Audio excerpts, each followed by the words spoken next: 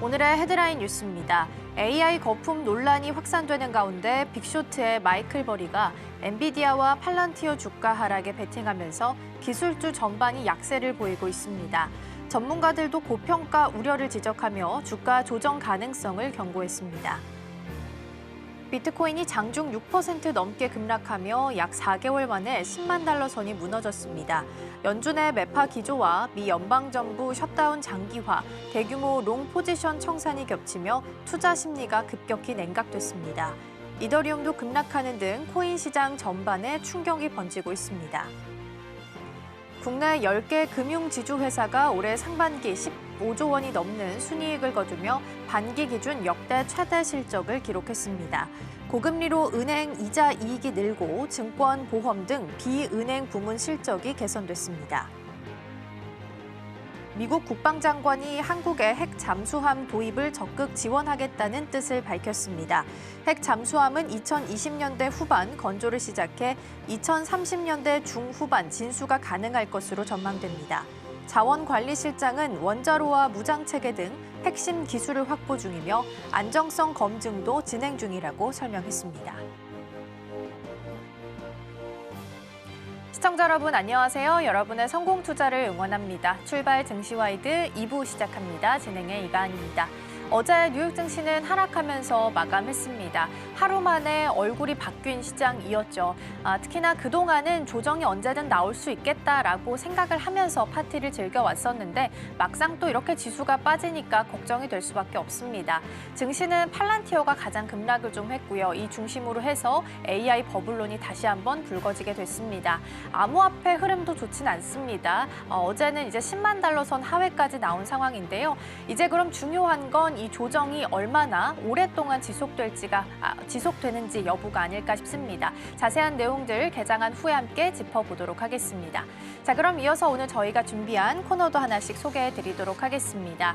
오늘 첫 번째 코너로는 밤사이 뉴욕 증시 준비되어 있습니다. 하루 만에 얼굴이 바뀐 시장이었습니다. 뉴욕 증시 마감 상황 짚어보도록 하겠고요. 두 번째로는 와이드 리포트 준비되어 있습니다. 한화 에어로스페이스가 실적 발표를 내놨죠. 이번에는 한화오션 편입에 대한 효과가 톡톡히 좀 나타난 것으로 보이는데요. 그동안 주도주 중에서 방산이 랠리에 참석하지 못하면서 좀 덜 간 느낌이 있었는데 다시 한번 랠리에 참석할 수 있을지 투자 포인트 짚어보겠습니다. 세 번째로는 이 시각 서울경제 준비되어 있습니다. 삼성이 OLED 특허 소송과 관련해서 다시 한번 휘말리게 됐습니다. 소송이라고 하는 게 긴 시간 또 지난한 싸움이 필요한 상황이기 때문에 우려감이 커지고 있습니다. 뉴스 잠시 후에 함께 만나보시죠. 자, 그럼 출발 증시와이드 2부 본격적으로 시작해 보도록 하겠습니다.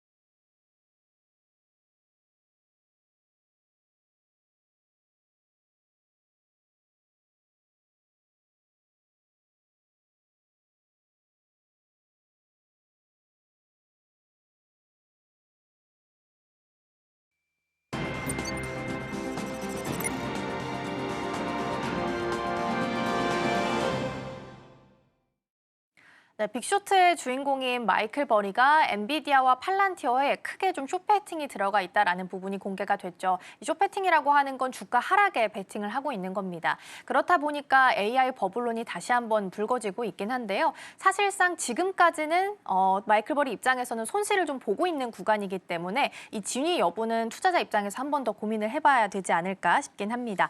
자, 오늘도 다양한 이야기들 나눠보도록 하겠습니다. 오늘 도움 말씀에는 서울경제TV 윤경철 본부장 자리해 주셨습니다. 본부장님 어서 오세요. 네, 안녕하세요. 네, 오늘도 세 가지 키워드 준비되어 있고요. 첫 번째부터 함께 열어보겠습니다. 네, 오늘의 첫 번째 키워드입니다. AI 고평가 논란 확산입니다. 어제 뉴욕 증시에서 다시 한번 AI 버블론이 좀 부각이 되면서 나스닥이 가장 좀 크게 빠지는 모습이 나타났습니다. 사실 처음 겪는 일이 아니기는 한데 네네. 그럼에도 불구하고 지수가 좀 떨어졌기 때문에 자세한 내용 먼저 좀 체크를 해볼까요? 일단은 뭐 이제 월가 주요 은행 CEO들이 이거에 대해서 이제 조정 가능성을 경고한 게 좀 큰 게 아닌가 싶어요. 그러니까 인공지능 관련주가 거품 우려가 좀 있다라고 생각해서 이제 매도세가 이제 확산이 된 건데요. 그러다 보니까 나스닥이 2% 넘게 급락하면서 최근 한 달 사이에 가장 큰 낙폭을 기록했습니다. 전반적으로 3대 지수는 다 하락을 했습니다. 다우존스 산업평균지수도 0.53% 하락했고요. 스탠드푸어스 500 지수도 1.17% 하락했습니다. 말씀하셨던 대로 기술주가 많이 몰려 있는 나스닥 종합지수는 무려 2.04%나 이제 하락을 해서 거래를 마쳤습니다. 전반적으로 이제 나스닥과 이제 S&P 500은 10월 10일 이후 가장 큰 일일 낙폭을 기록했다고 말씀드리고 싶습니다. 특히 이제 기술주가 하락을 주도했는데 이른바 매그니피전트 세븐 중에 6개가 무려 하락을 했습니다. 우선 하락했고 그러다 보니까 반도체주 역시 약세를 면치 못했습니다. 필라델피아 반도체 지수도 4% 급락했습니다. 전반적으로 이런 것들은 다 왜 이렇게 생겼나고 생각을 해보면 월가의 대표 CEO죠. CEO들이 밸류에이션 거품을 경고한 데 따른 것으로 보입니다. 근데 갑자기 이렇게 3명의 CEO가 갑자기 왜 이렇게 입을 모았는지 모르겠습니다. 어쨌든 이런 상황인데 모건 스탠리의 테드 픽 CEO는 홍콩에서 열린 글로벌 금융투자 서밋에서 이렇게 얘기했습니다. 현재 시장은 과도한 밸류에이션 상태에 있으며 거시경제 충격이 아니더라도 10에서 15% 정도 수준의 자연스러운 조정이 발생할 수 있다라고 얘기하면서 어쨌든 조정기를 거쳐야 된다. 그러면서 이렇게 해야지 건강하게 된다라고 이야기를 했습니다. 골드만삭스 CEO도 마찬가지입니다. 시장의 사이클은 일정 기간 상승을 하지만 예상치 못한 요인으로 인해서 투자 심리가 바뀌고 조정을 유발할 수 있다면서 시장의 경계를 촉구했습니다. 그러니까 이렇게 이러다 보니까 이런 게 계속 나오고 있고 JP모건의 이제 제이먼 다이먼 CEO 역시 이렇게 얘기했습니다. 향후 6개월간에서 2개월 사이에 뉴욕 증시에 큰 폭의 조정이 올 수 있다.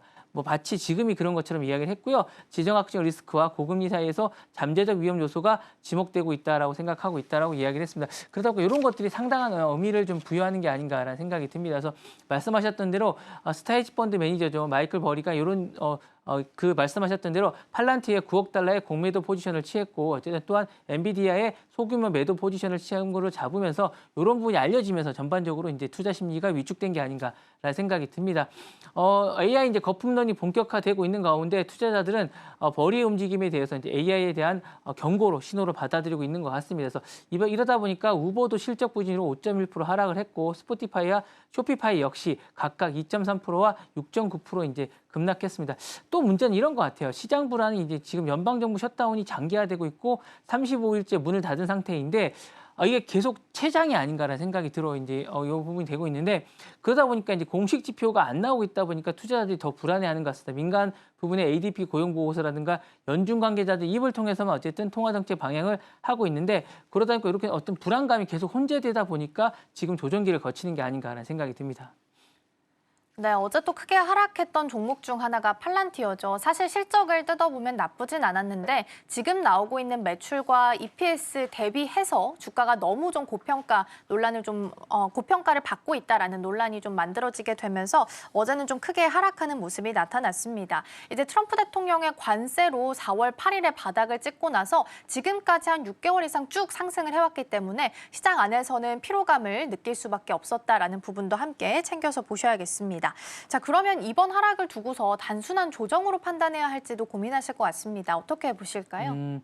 일단은 이걸 보셔야 될 것 같아요. 여러분들 보실 때 하락인가 일시적인 구조인가에 가르는 건 결국 실적이 아닌가라는 생각이 듭니다. 어쨌든 이익 실현이라든가 조정기를 거치는 거는 알겠지만 이게 우상향으로 가느냐 아니면 다시 하락기로 가느냐라는 생각을 하시게 되면 이게 실적인 것 같습니다. AI라든가 반도체라든가 전기차 같은 핵심 업종이 기업 실적이 4분기에 성장세를 이어간다면 이번 하락은 오히려 건전한 평가로 받을 수 있지 않을까라는 생각이 듭니다. 하지만 실적의 기대를 밑돈다면 이제 그때부터는 거품론이 울고 있는데요. 이거는 어쨌든 닷컴 버블과 비슷하지 않을까라는 생각이 듭니다. 결국 이번 조정의 의미는 공포가 아닌 검증의 단계로 볼 수 있을 것 같고요.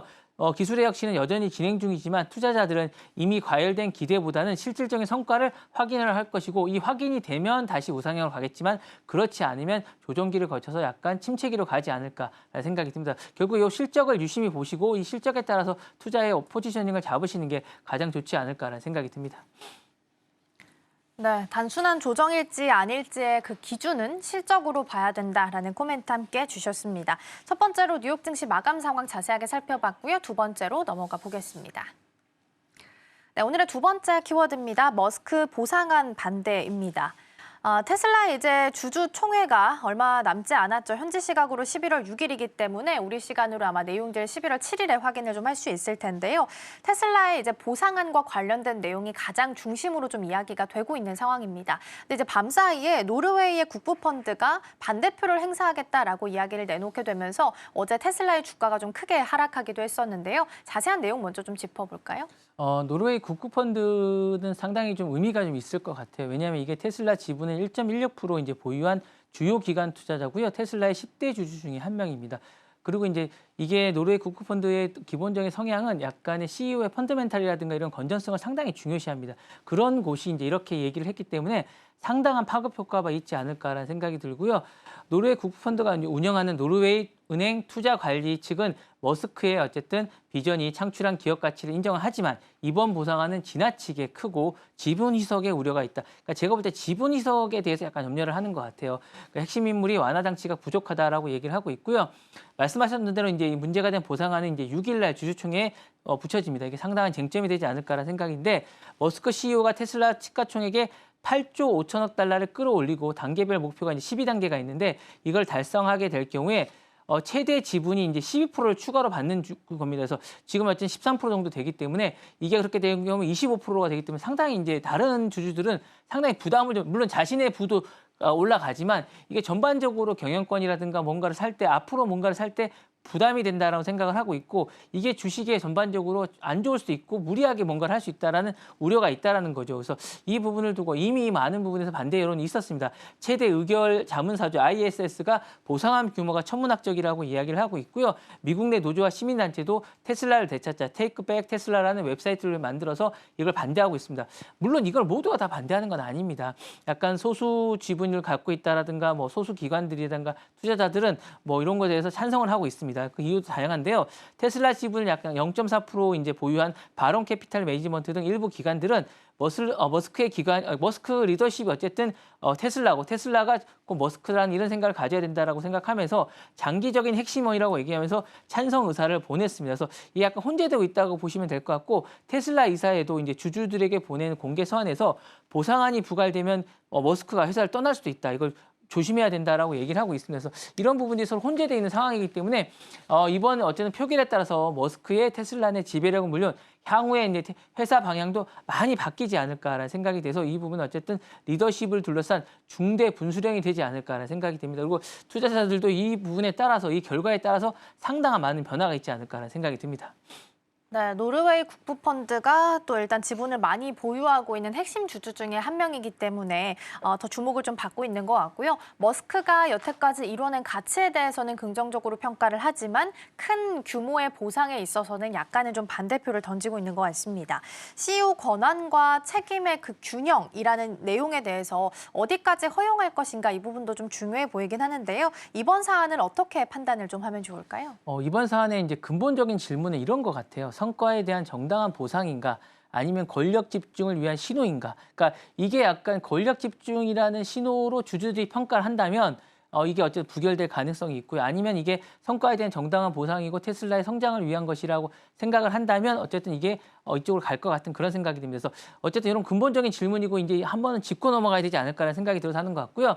테슬라 이번 주총 결과에 따라서 이제 단순한 CEO의 보상안 투수를 넘어서 글로벌 기업들이 앞으로 이제 요게 이제 가이드가 될 것 같습니다. 다른 CEO, 스타 CEO도 많이 있지 않습니까? 그래서 글로벌 기업들이 앞으로 리더십과 견제 구조를 어떻게 설계할 것인가는 분기점이 될 것 같아요. 메타도 마찬가지고 뭐 여러 가지가 이제 뭐 아마존도 마찬가지인데 이런 거에 대해서 설계를 하게 되지 않을까라는 생각이 들고요. 머스크의 성과 보상이나 권력 강화가 이번 투자의 단순한 숫자가 아니라 미래 경영에 대한 방향성을 가질 중요한 잣대가 되기 때문에 요것에 따라서 이제 테슬라 주가도 많이 변할 겁니다. 그래서 이 부분을 유심히 보시면서 제가 계속 말씀드리지만 투자를 하시는 게 좋을 것 같다. 그러니까 6일까지는 약간 투자를 좀 보시면서 이제 조정기를 거치시면서 하시는 게 좋지 않을까라는 생각이 듭니다. 네, 그리고 또 로이터 통신에 따르면 테슬라의 중국 상하이에서 생산했던 전기차 판매량도 작년 동기 대비해서 9.9% 감소했다고 합니다. 이러한 부분들도 주가에는 좀 부정적인 영향을 미치지 않았을까 싶습니다. 일단 테슬라 주총은 11월 6일 현지 시간 기준으로 예정되어 있으니까 참고해서 보시면 좋겠습니다.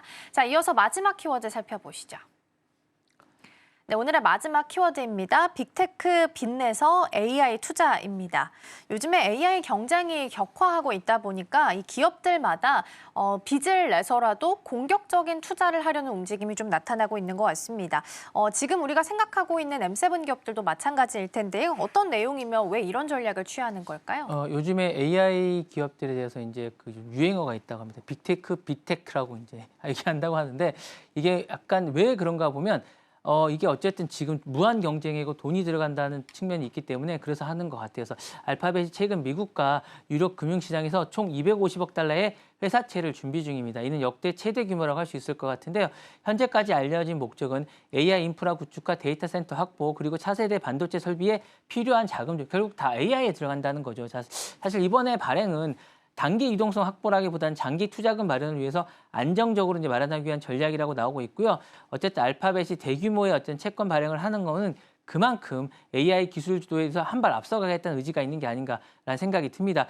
AI 경쟁 구도는 지금 아까 속도전으로 가고 있는 것 같아요. 아마존이 최근 오픈AI에 수조 원대의 추가 투자를 이제 결정을 했고요. 마이크로소프트도 이미 오픈AI에 130억 달러 이상을 투자하면서 클라우드와 생성형 AI를 만들고 있는데 여기에 뒤질 수 없죠. 구글도 이제 자체 AI 모델의 고도화와 클라우드 AI 서비스에 이제 확장을 서두르고 있습니다. 그래서 이번 채권 발행은 단순한 자금 조달이 아니라 AI 전쟁의 인프라의 전쟁의 일환으로 보시면 될 것 같고요. 여기서 다 보시면 될 것 같지만 제가 계속 얘기 드리면 AI 전쟁은 클라우드 전쟁입니다. 클라우드가 있는 곳과 없는 곳이고 지금 다 수조 원을 마련하고 투자하는 곳은 다 클라우드에 투자하고 있는 거고 이게 핵심이라고 보고 있는 것 같았습니다. 그래서 근데 다만 이제 궁금한 건 왜 알파벳이 이 시점에서 채권 발행을 선택했을까라는 생각인데요. 아마 금리가 정점인 것 같아요. 금리가 일단 내려간다고 생각하고 있기 때문에 지금 발언이 계속 나오고 있기 때문에 미 연준이 연말 이후 어쨌든 금리 인하 가능성을 시사하고 있기 때문에 지금이 장기 채권을 발행하기 위한 유리한 구간이라고 한 것 같고 그다음에 이제 돈을 마련한 다음에 AI에서 선점을 하고 이런 선점하는 것들이 어쨌든 주가에 반영이 되기 때문에 지금 실질적에 반영이 되는 게 다른 것도 많지만 사실은 다른 실적들이 보면 AI 투자한 것들이 실적에 반영이 되고 있거든요. 그래서 이런 부분들은 이제 하고 있는 게 아닌가라는 생각이고 그다음에 현금 흐름에 대한 분산 전략도 좀 있는 것 같습니다. 알파벳은 일단 현금이 정말 많아요. 여러분 보시면 아시겠지만 현금 보유량을 많이 갖고 있지만 주주환원 정책이라든가 이런 것들 배당 자사주 등의 이런 것들 줘야 되는 약간 이런 게 있습니다. 이런 부분들의 압박이 커지고 있기 때문에 그럴 바에는 차라리 저금리 장기 채권을 통해서 투자 자금을 마련해서 이걸 투자하겠다라는 의지가 좀 강한 것 같습니다. 그래서 이런 부분에 있는 게 아닌가라는 생각이 들고 이런 부분에서 이제 있지만 어쨌든 리스크도 있습니다. 그래서 고금리 상황에서 과도한 차입은 이자 부담도 있고 신용 등급이 하락이 될 수도 있습니다. 그럼에도 불구하고 AI 투자에 늦으면 더 이상 뒤처질 수 있다는 그런 강박관념 때문에 이런 부분이 있는 게 아닌가라는 생각이 들고 AI는 이제 기술력뿐만 아니라 자금력, 인프라, 속도로 옮겨가고 있는 시점이기 때문에 이런 것에 맞춰서 여러분이 투자를 하시면 좋을 것 같은 생각이 듭니다.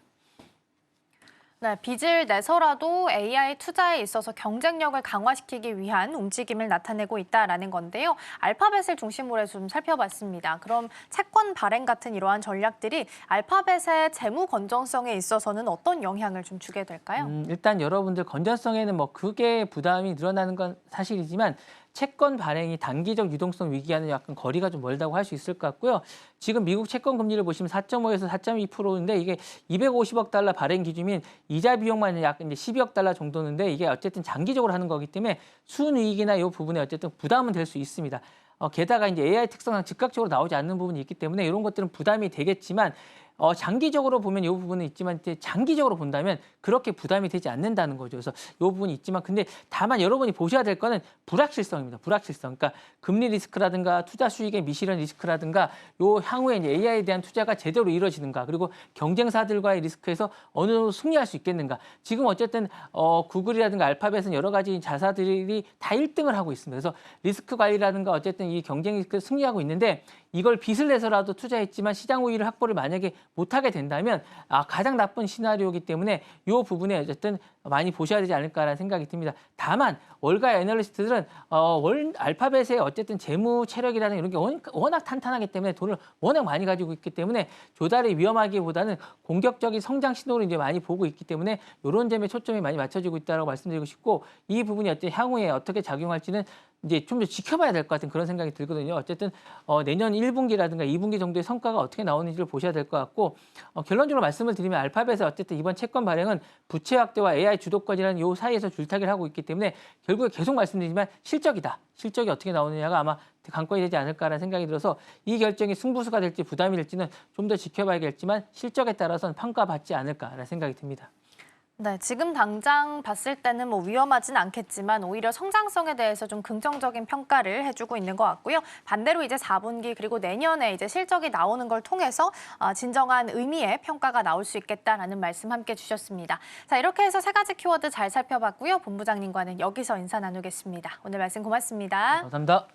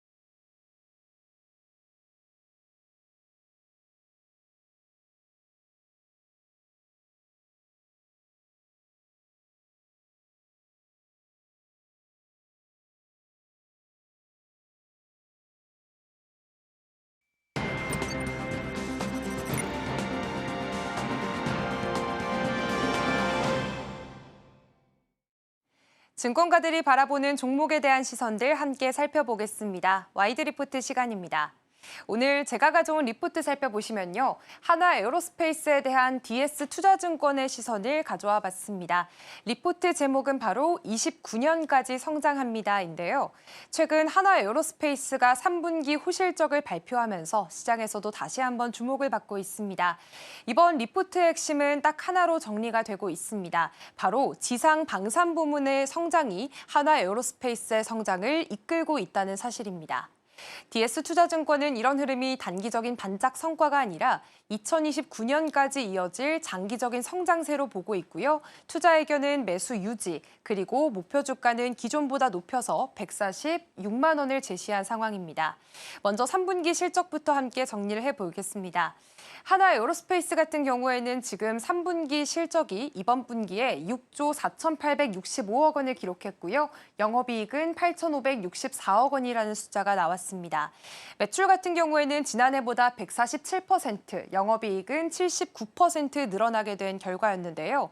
시장 예상치를 웃도는 말 그대로 깜짝 실적이었습니다. 이번 호실적의 중심에는 역시나 지상방산 사업부가 있었습니다. 그렇다면 다음 장 넘겨서 자세히 살펴보도록 하겠습니다.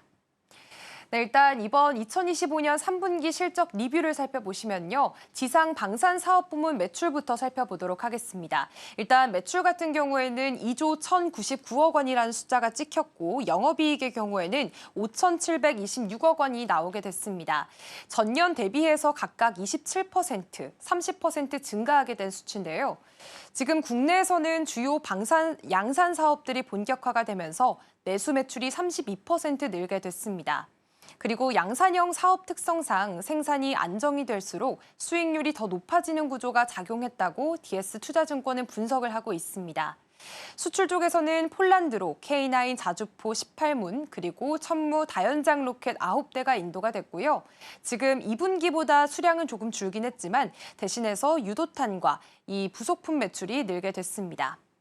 호주와 이집트 등 비폴란드 수출도 이익률을 잘 유지했습니다. 결국 팔린 수량은 줄긴 했지만 단가가 높은 제품들이 늘면서 수익성이 더 좋아졌다는 의미입니다. 그리고 이렇게 지상 방산 부문뿐만 아니라 다른 부문들도 호실적을 발표했습니다. 다른 사업 부문들의 회복세를 함께 살펴볼까요? 일단 먼저 항공 우주 부문 살펴보겠습니다.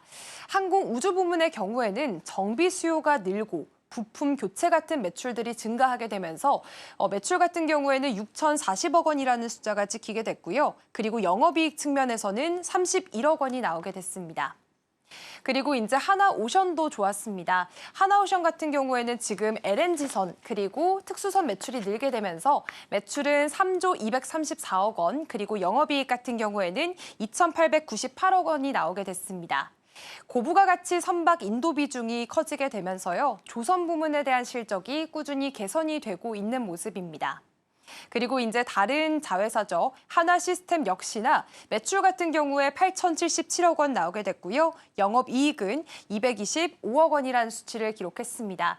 그러면서 전년 대비해서 안정적인 흐름을 이어가는 모습 보여지고 있는데요. 결국에 하나 에어로스페이스의 이번 3분기 실적이 이렇게 육해공, 방산, 세축 부문이 모두 고르게 성장했다라고 볼 수가 있겠습니다. 그래서 지금 DS투자증권도 이번에 내수와 수출이 균형 잡힌 포트폴리오가 실적을 안정적으로 이끌었다라는 설명들을 덧붙였습니다. 그렇다면 이제 4분기 전망도 함께 살펴보겠습니다. 다음 장 넘겨볼까요? 네, 일단 DS투자증권은 4분기 성장을 이렇게 살펴봤습니다. 4분기는 이제 최대 실적을 낼 것으로 내다보고 있고요. 특히나 지상 방산 사업부가 분기 기준으로 최대 실적이 나올 것으로 전망을 하고 있습니다. 4분기 매출 같은 경우에는 3조 5천억 원 예상을 하고 있고요. 영업이익은 9,328억 원이라는 숫자가 나올 것으로 예상이 되고 있습니다. 가장 큰 이유를 꼽아보자면 바로 폴란드향 납품이 확대가 되기 때문입니다. 폴란드의 최소 K9 자주포 14문 그리고 천무 20대 이상이 인도가 될 예정이고요. 하반기에 집중되는 유도탄 매출도 본격적으로 반영이 될 것으로 보여지고 있습니다. 그리고 여기에다가 호주 K9, K10 초도 물량이 납품이 시작이 되고요. 이집트 K9 부품 매출에도 계속해서 이어질 전망입니다. 결국 이번 다가올 4분기에는 지금 폴란드와 호주 그리고 이집트의 수출 이렇게 세 나라의 중심으로 수출이 한꺼번에 반영이 되는 시기가 되겠습니다. 그래서 DS투자증권은 지금 제품 구조가 개선이 되고 있고 이렇게 대형 수주가 늘게 되면서 이익 구조가 점점 안정되고 있다고 평가를 내렸습니다. 그렇다면 현재 하나에어로스페이스의 수주 잔고도 살펴보겠습니다. 현재 수주 잔고는 31조 원 수준이고요. 작년보다 3.6% 늘어나게 됐습니다. 매출 기준으로 살펴본다면 약 3년 반치의 일감을 이미 확보한 상태인데요. 이 중에서 내수 잔고가 지금 9조 6천억 원, 그리고 수출 잔고의 경우에는 21조 4천억 원으로 전체의 70%가 해외 계약 비중을 차지하고 있습니다. 특히나 DS투자증권은 이번 하반기에 스웨덴의 155mm 추진 장약, 그리고 이라크의 엘셈2 계약이 새로 반영될 것으로 내다보고 있고요. 이런 계약들이 추가가 된다면 지금 연말 기준으로 해서 수주 잔고가 다시 한번 사상 최대치를 기록할 가능성이 높다고 전망을 했습니다. 그리고 하나에어로스페이스는 지금 단기적인 성과보다는 중장기적인 성장 전략에 초점을 맞추고 있습니다. DS투자증권은 회사가 2029년까지 매년 4조 원에서 5조 원 규모의 수주를 꾸준히 이어갈 수 있다고 밝혔는데요. 그러면서 확실한 성장에 대한 자신감을 보여줬다고 평가를 내렸습니다. 일단 내년에는 루마니아의 보병 전투차 사업을 비롯해서 중동의 엘셈, K9 자주포 같은 대형 프로젝트 수주들이 기대가 되고 있고요. 또 미국의 K9 자주포 사업과 사우디 인프라 구축 프로젝트 등 초대형 파이프라인이 구체화될 가능성도 가지고 있습니다. 현재 하나에어로스페이스는 루마니아 장갑차 사업 입찰에도 참여 중입니다. 이렇게 수주에 성공을 하게 된다면 현지 생산 공장을 세워서 유럽 시장 거점을 넓힌다는 계획이고요. 이미 지금 폴란드에서는 합작법인 형태로 부지를 확보한 상황이고 이 탄약 공장 부문도 미국과 유럽에서 부지 선정과 초기 작업이 진행 중입니다. 결국 하나에어로스페이스는 이런 현지화 전략을 통해서 글로벌 공급망을 확장해 나가는 단계에 들어서게 됐습니다. 그렇다면 DS투자증권이 제시한 이번 리포트가 시장에는 어떤 의미를 주게 될까요? 일단 먼저 첫 번째로는 한화에어로스페이스가 이제는 지속 가능한 실적 구조로 접어들었다는 점을 인정받게 됐습니다. 예전에는 방산주들이 일회성 수출 계약에 따라서 이익이 굉장히 들쭉날쭉했습니다. 그런데 최근 들어서 이 회사는 이미나 안정적인 양산형 수익 구조를 갖추게 됐습니다. 그리고 두 번째로는 지금 해외 매출 비중이 70%를 달성했습니다. 그러면서 이제는 글로벌 방산 사이클의 중심으로 올라섰다는 모습 확인해 볼 수가 있겠는데요. 특히나 중동과 유럽의 지정학적인 긴장이 이어지게 되면서 한화에어로스페이스에게는 오히려 이런 기회들이 수주 확대로 연결이 되고 있습니다. 그리고 세 번째로는 이 회사의 현지화 전략으로 인해서 앞으로의 기업 가치를 늘릴 수 있는 그런 중요한 포인트가 되겠습니다. 단순히 제품을 수출하는 수준을 넘어서서 현지 생산과 조립 체계까지 구축이 되면 글로벌 시장에서는 K-디펜스 브랜드로 자리를 잡을 수가 있겠습니다. 정리를 해보자면 이번 한화에어로스페이스는 3분기에서 굉장히 좋은 실적을 내놨습니다. 그러면서 핵심 동력으로는 지상 방산 부문이 꼽혔고요. 4분기에는 앞으로 최대 실적을 내놓을 것이다라는 기대감들이 이어지고 있는 상황입니다. DS투자증권은 이번에 매수 유지 의견 그리고 목표가 146만 원으로 상향한 상태인데요. 국내 주요 증권사들도 한 목소리로 한화에어로스페이스의 중장기 성장 가능성에 긍정적인 평가를 내놓고 있는 상황입니다. 그렇다면 어제장의 주가 흐름도 함께 살펴볼까요? 네, 한화에어로스페이스는 어제 3% 좀 넘게 하락을 하면서 101만 원 선에서 거래를 마쳤습니다. 그러나 중장기적으로는 여전히 40%에 가까운 상승 여력이 남아있는 상황이고요. 지상 방산을 중심으로 해서 지금 항공과 해양, 우주까지 영역을 넓히고 있기 때문에 이제는 한화에어로스페이스가 국내 1위 방산주를 넘어서서 앞으로 글로벌 무대 K-디펜스 중심 기업으로 자리를 잡고 있다는 분석들이 많습니다.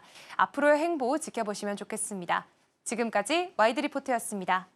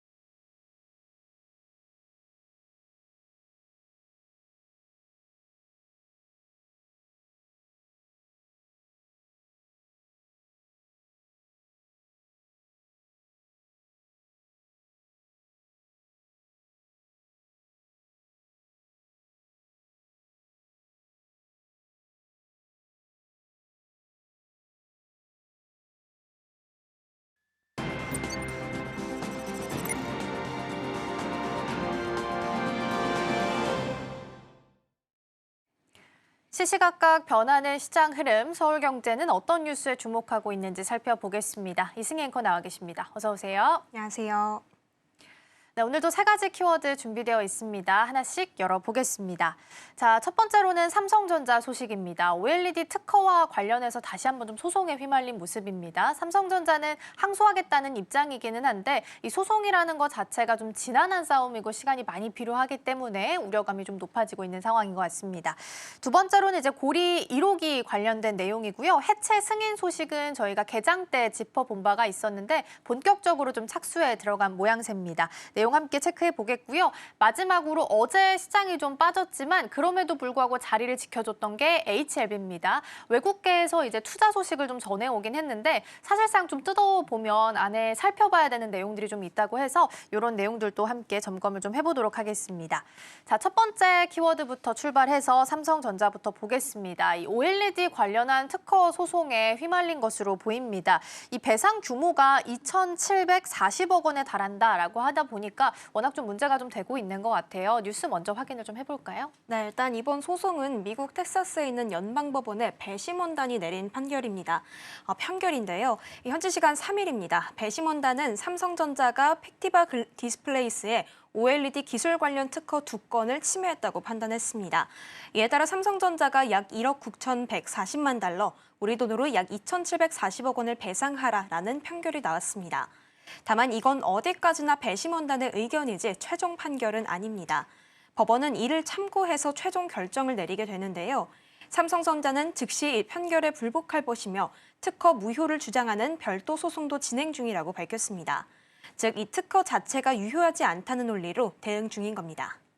네, 일단 소송에 휩싸였다라는 것만으로도 사실상 투자자 입장에서는 걱정할 수밖에 없는 부분이기는 합니다. 그러면 이제 중요한 건 삼성전자가 이 내용을 어떻게 대응하느냐 이 부분이 될 것 같은데요. 입장과 전략 좀 더 자세하게 좀 짚어주시죠. 네, 맞습니다. 삼성전자는 단순한 손해배상 문제에 대응을 하는 게 아니라 이 OLED 기술이라는 그런 잠재력과 어떤 경쟁력을 확보할 것으로 보이고 있습니다. 이 자신감을 잃지 않겠다라는 것을 보여주게 되는데요. 삼성은 이미 미국 특허청에 해당 특허 무효 소송을 제기한 바가 있습니다. 기존의 기술과 중복되거나 독창성이 부족하다라는 점을 근거로 다루고 있는데요. 단순히 배상액 문제라기보다는 이 OLED 기술의 원천이 누구에게 있느냐라는 기술권 주도권 핵심 싸움이 핵심입니다. 특히 삼성은 오랜 기간 스스로 OLED를 개발하고 상용화해온 글로벌 선도 기업입니다. 스마트폰과 TV, 노트북, 웨어러블까지 삼성의 주요 제품군 대부분이 자사 OLED를 기반으로 하고 있죠. 그런데 이번에 판결을 내린 텍사스 마셜 연방법원은 특허권자에게 유리한 지역으로 꼽히는 만큼 삼성 입장에서는 예상 가능한 리스크였다라는 분석이 있습니다. 따라서 이번에는 불복은 이 기술에 대한 확신을 유지하겠다라는 삼성의 기술력 자신감과 방어 의지의 표현으로 볼 수가 있겠습니다. 네, 이번에 이제 문제가 된 OLED 기술 자체는 삼성전자가 그동안 해왔던 주력 기술이다라는 부분에서 사실 걱정이 될 수밖에 없습니다. 그 모바일 부분으로 봤을 때는 폴더블 폰이 흥행하면서 3D 폴도 같이 좀 성장을 했었죠. 네, 맞습니다. 사실 이번 특허 분쟁이라는 것은 삼성전자에게는 단기적인 악재로 작용을 할 수는 있겠지만 오히려 OLED 기술력이 이 삼성의 핵심 경쟁력이다라는 반증을 보여주기도 합니다. 삼성전자는 3분기에 모바일 사업 영업이익이 약 30% 늘어서 시장 기대를 뛰어넘는 실적을 냈는데요. 특히 이 안에서는 갤럭시 Z 폴드 7과 플립 7의 판매가 폭발적이었습니다. 국내 사전 판매만 104만 대로 역대 최고였고요. 미국에서는 전작보다 50% 이상, 유럽에서도 2배 가까이 판매량이 늘었습니다. 이 제품들 모두에는 삼성 디스플레이의 OLED 패널이 들어가는데요. 덕분에 삼성 디스플레이도 매출이 8조 1천억 원, 영업이익은 1조 2천억 원으로 실적이 개선됐습니다. 결국 이번 소송의 대상이 된 OLED 기술이 동시에 삼성의 실적을 견인한 핵심 무기이기도 한 셈입니다. 네, 일단 소송은 단기적으로 봤을 때는 모멘텀도 그렇고 만약에 진짜 배상을 하게 되면 경제적으로도 그렇고 부담이 될 수밖에 없긴 합니다. 근데 반대로 말씀해 주신 것처럼 지금 이 기술이 핵심 기술이기 때문에 이렇게 소송에 휘말렸다라는 이 팩트 자체가 삼성이 가지고 있는 기술이 뛰어나다라는 부분을 반증할 수도 있다라는 측면에서 바라봐 주신 것 같습니다. 자, OLED 관련한 소송 내용들은 나오는 대로 체크해 드리도록 하겠고요. 첫 번째 마무리하고 두 번째로 넘어가 보겠습니다. 저희가 이전에 개장 때 고리 1호기 해체 관련한 내용을 좀 짚어본 바가 있습니다. 그리고 이번에 본격적으로 8년 만에 해체에 좀 들어간다라고 하는데요. 이번 상황에 대한 내용부터 점검을 좀 해볼까요? 네, 일단은 이번 상황이 한마디로 한국 원전 역사의 새로운 장이 열렸다라고 좀 바라볼 수가 있겠습니다. 이 두산 에너빌리티는 어제 한국 수력 원자력과 고리 1호기 비관리구역 내부와 야드 설비 해체 공사 계약을 체결했는데요. 이 사업은 지난 6월에 정부가 해체 최종 계약을 승인한 이후 처음으로 진행되는 실제 공사입니다. 결국 국내 원전 해체의 첫 단계를 의미하기도 합니다. 이번 프로젝트는 두산 에너빌리티가 주관사로 참여를 하고요. HJ중공업이나 한전 KPS와 컨소시엄을 구성해서 2028년까지 약 4년간 수행이 될 예정입니다. 이번에 해체하는 구역은 방사선 노출이 없는 비관리 구역입니다. 터빈과 배관과 같이 전력 생산용 2차 개통 설비를 중심으로 해체 작업이 이루어질 것입니다. 이 두산 에너빌리티 원자력 BG 사장은 국내 첫 원전 해체의 첫 단계를 맡게 돼서 뜻깊다라면서 수십 년간 축적한 기술력을 바탕으로 성공적인 공사 수행에 나서겠다고 밝혔습니다. 결국 이번 프로젝트는 단순한 해체 공사가 아니라 국내 원전 해체 산업의 시발점이자 두산 기술 검증의 무대가 되고 있는 셈입니다. 네, 원전을 해체하는 과정 자체가 굉장히 까다롭고 또 복잡하다고 합니다. 그래서 할 수 있는 나라가 몇 군데 없는데 만약에 두산 에너빌리티가 이번에 성공을 하게 되면 우리가 그 세계적인 라인에 같이 발을 맞출 수 있는 계기가 될 수 있어서 중요한 부분으로 포인트 삼아보시면 좋겠고요. 이번에는 해체에 그치지 않고 산업적인 의미에서도 어떤 의미를 갖고 있는지 그 부분도 한번 좀 짚어볼까요? 네, 좋습니다. 이번에 고리 1호기 원전 해체는요, 이 국내 원전 산업 구조의 전환점으로도 또 바라볼 수가 있겠습니다. 일단은 국제원자력기구에 따르면 전 세계에서 영구 정지된 원전은 현재 214기입니다. 2050년에는 약 600기로 늘어날 전망인데요. 결국 원전 해체 시장은 앞으로 폭발적으로 더 커진다는 것을 의미합니다. 두산 에너빌리티는 이 시장을 새로운 성장축으로 보고 있습니다. 그동안 원전 건설과 기자재 제작에 좀 집중을 했다면 이제는 해체와 복구, 자원 재활용이라는 새로운 밸류체인으로 확장하는 겁니다. 국내에서도 고리 2에서 4호기 혹은 월성 1호기 등 설계 수명이 끝나가는 원전이 연이어서 해체 대상으로 오르고 있는 상황인데요. 사실 이 안에서 고리 2호기의 경우에는 이미 운영 허가가 만료된 상태입니다. 따라서 고리 1호기에 대한 해체가 성공적으로 이루어진다면 후속 프로젝트 수주와 산업 생태계 확장의 출발점이 될 전망입니다. 특히 두산 에너빌리티는 이번 공사를 계기로 해체 로봇과 방사선 감시 장비, 폐기물 처리 설비 등 연관 기술의 상용화에도 속도를 낼 것으로 보입니다. 결국 탈원전 시대 이후에 새로운 산업 포트폴리오가 되는 셈입니다. 네, AI를 돌리기 위해서 우리가 전력원으로서 원전이 필요하다, 원전 지어야 된다라는 이야기는 많이 했지만 기존에 있던 원전을 이제 어떻게 안전하게 해체할 것인가 이런 부분들도 논의를 해볼 필요가 있어 보입니다. 일단 두산 에너빌리티가 앞서 말씀드린 것처럼 해체 시장에 본격적으로 발을 들인 거기 때문에 성공적인 결과를 가지고 올 수 있을지가 가장 중요해 보입니다. 자, 그리고 최근에는 잇따른 수주 소식도 두산 에너빌리티가 좀 전하고 있습니다. 지금 받아온 내용들 좀 한번 정리해 볼까요? 네, 일단은 두산 에너빌리티는 국내에서 원전에 대한 경쟁력을 확보한 것을 바탕으로 국내 그리고 국외까지 이 수출의 기회를 좀 잡고 있습니다. 특히 수주 안에서 좀 경쟁력을 확보하고 있는 모습들 확인해 볼 수가 있는데요. 사실 장기적으로 일단 글로벌 원전 해체 시장이 좀 커지고 있는 상황에서 해외 수출의 기회까지 함께 키우고 있습니다. 최근 미국의 주요 빅테크 기업으로부터 가스터빈 2기 수주를 확정한 바가 있고요. 이 외에도 8개 이상의 대형 가스터빈 공급 협상을 진행 중에 있습니다. 업계에서는 올해 말이나 내년 상반기 중에 추가 수주 가능성이 더 나올 것이다라고 보고 있습니다. 그런데 여기서 주목할 점은 이 가스터빈이 AI 데이터 센터의 전력 공급용으로 사용된다라는 점입니다. 최근 빅테크들이 데이터 센터 전력 부족 문제를 해결하기 위해서 직접 발전 설비를 구축하는 추세인데요. 두산 에너빌리티의 대형 가스터빈은 친환경 연료와 고효율 운전 기술을 결합해서 이런 수요에 정확히 부합하고 있습니다. 또 여기에도 나아가서 트럼프 대통령의 원전 확대 기조에도 좀 부합을 하고 있습니다. 이 안에서 두산 에너빌리티가 핵심 기자재 제작을 담당하고 있기 때문에 이 안에서 호재를 함께 입을 것으로 보이고 있습니다.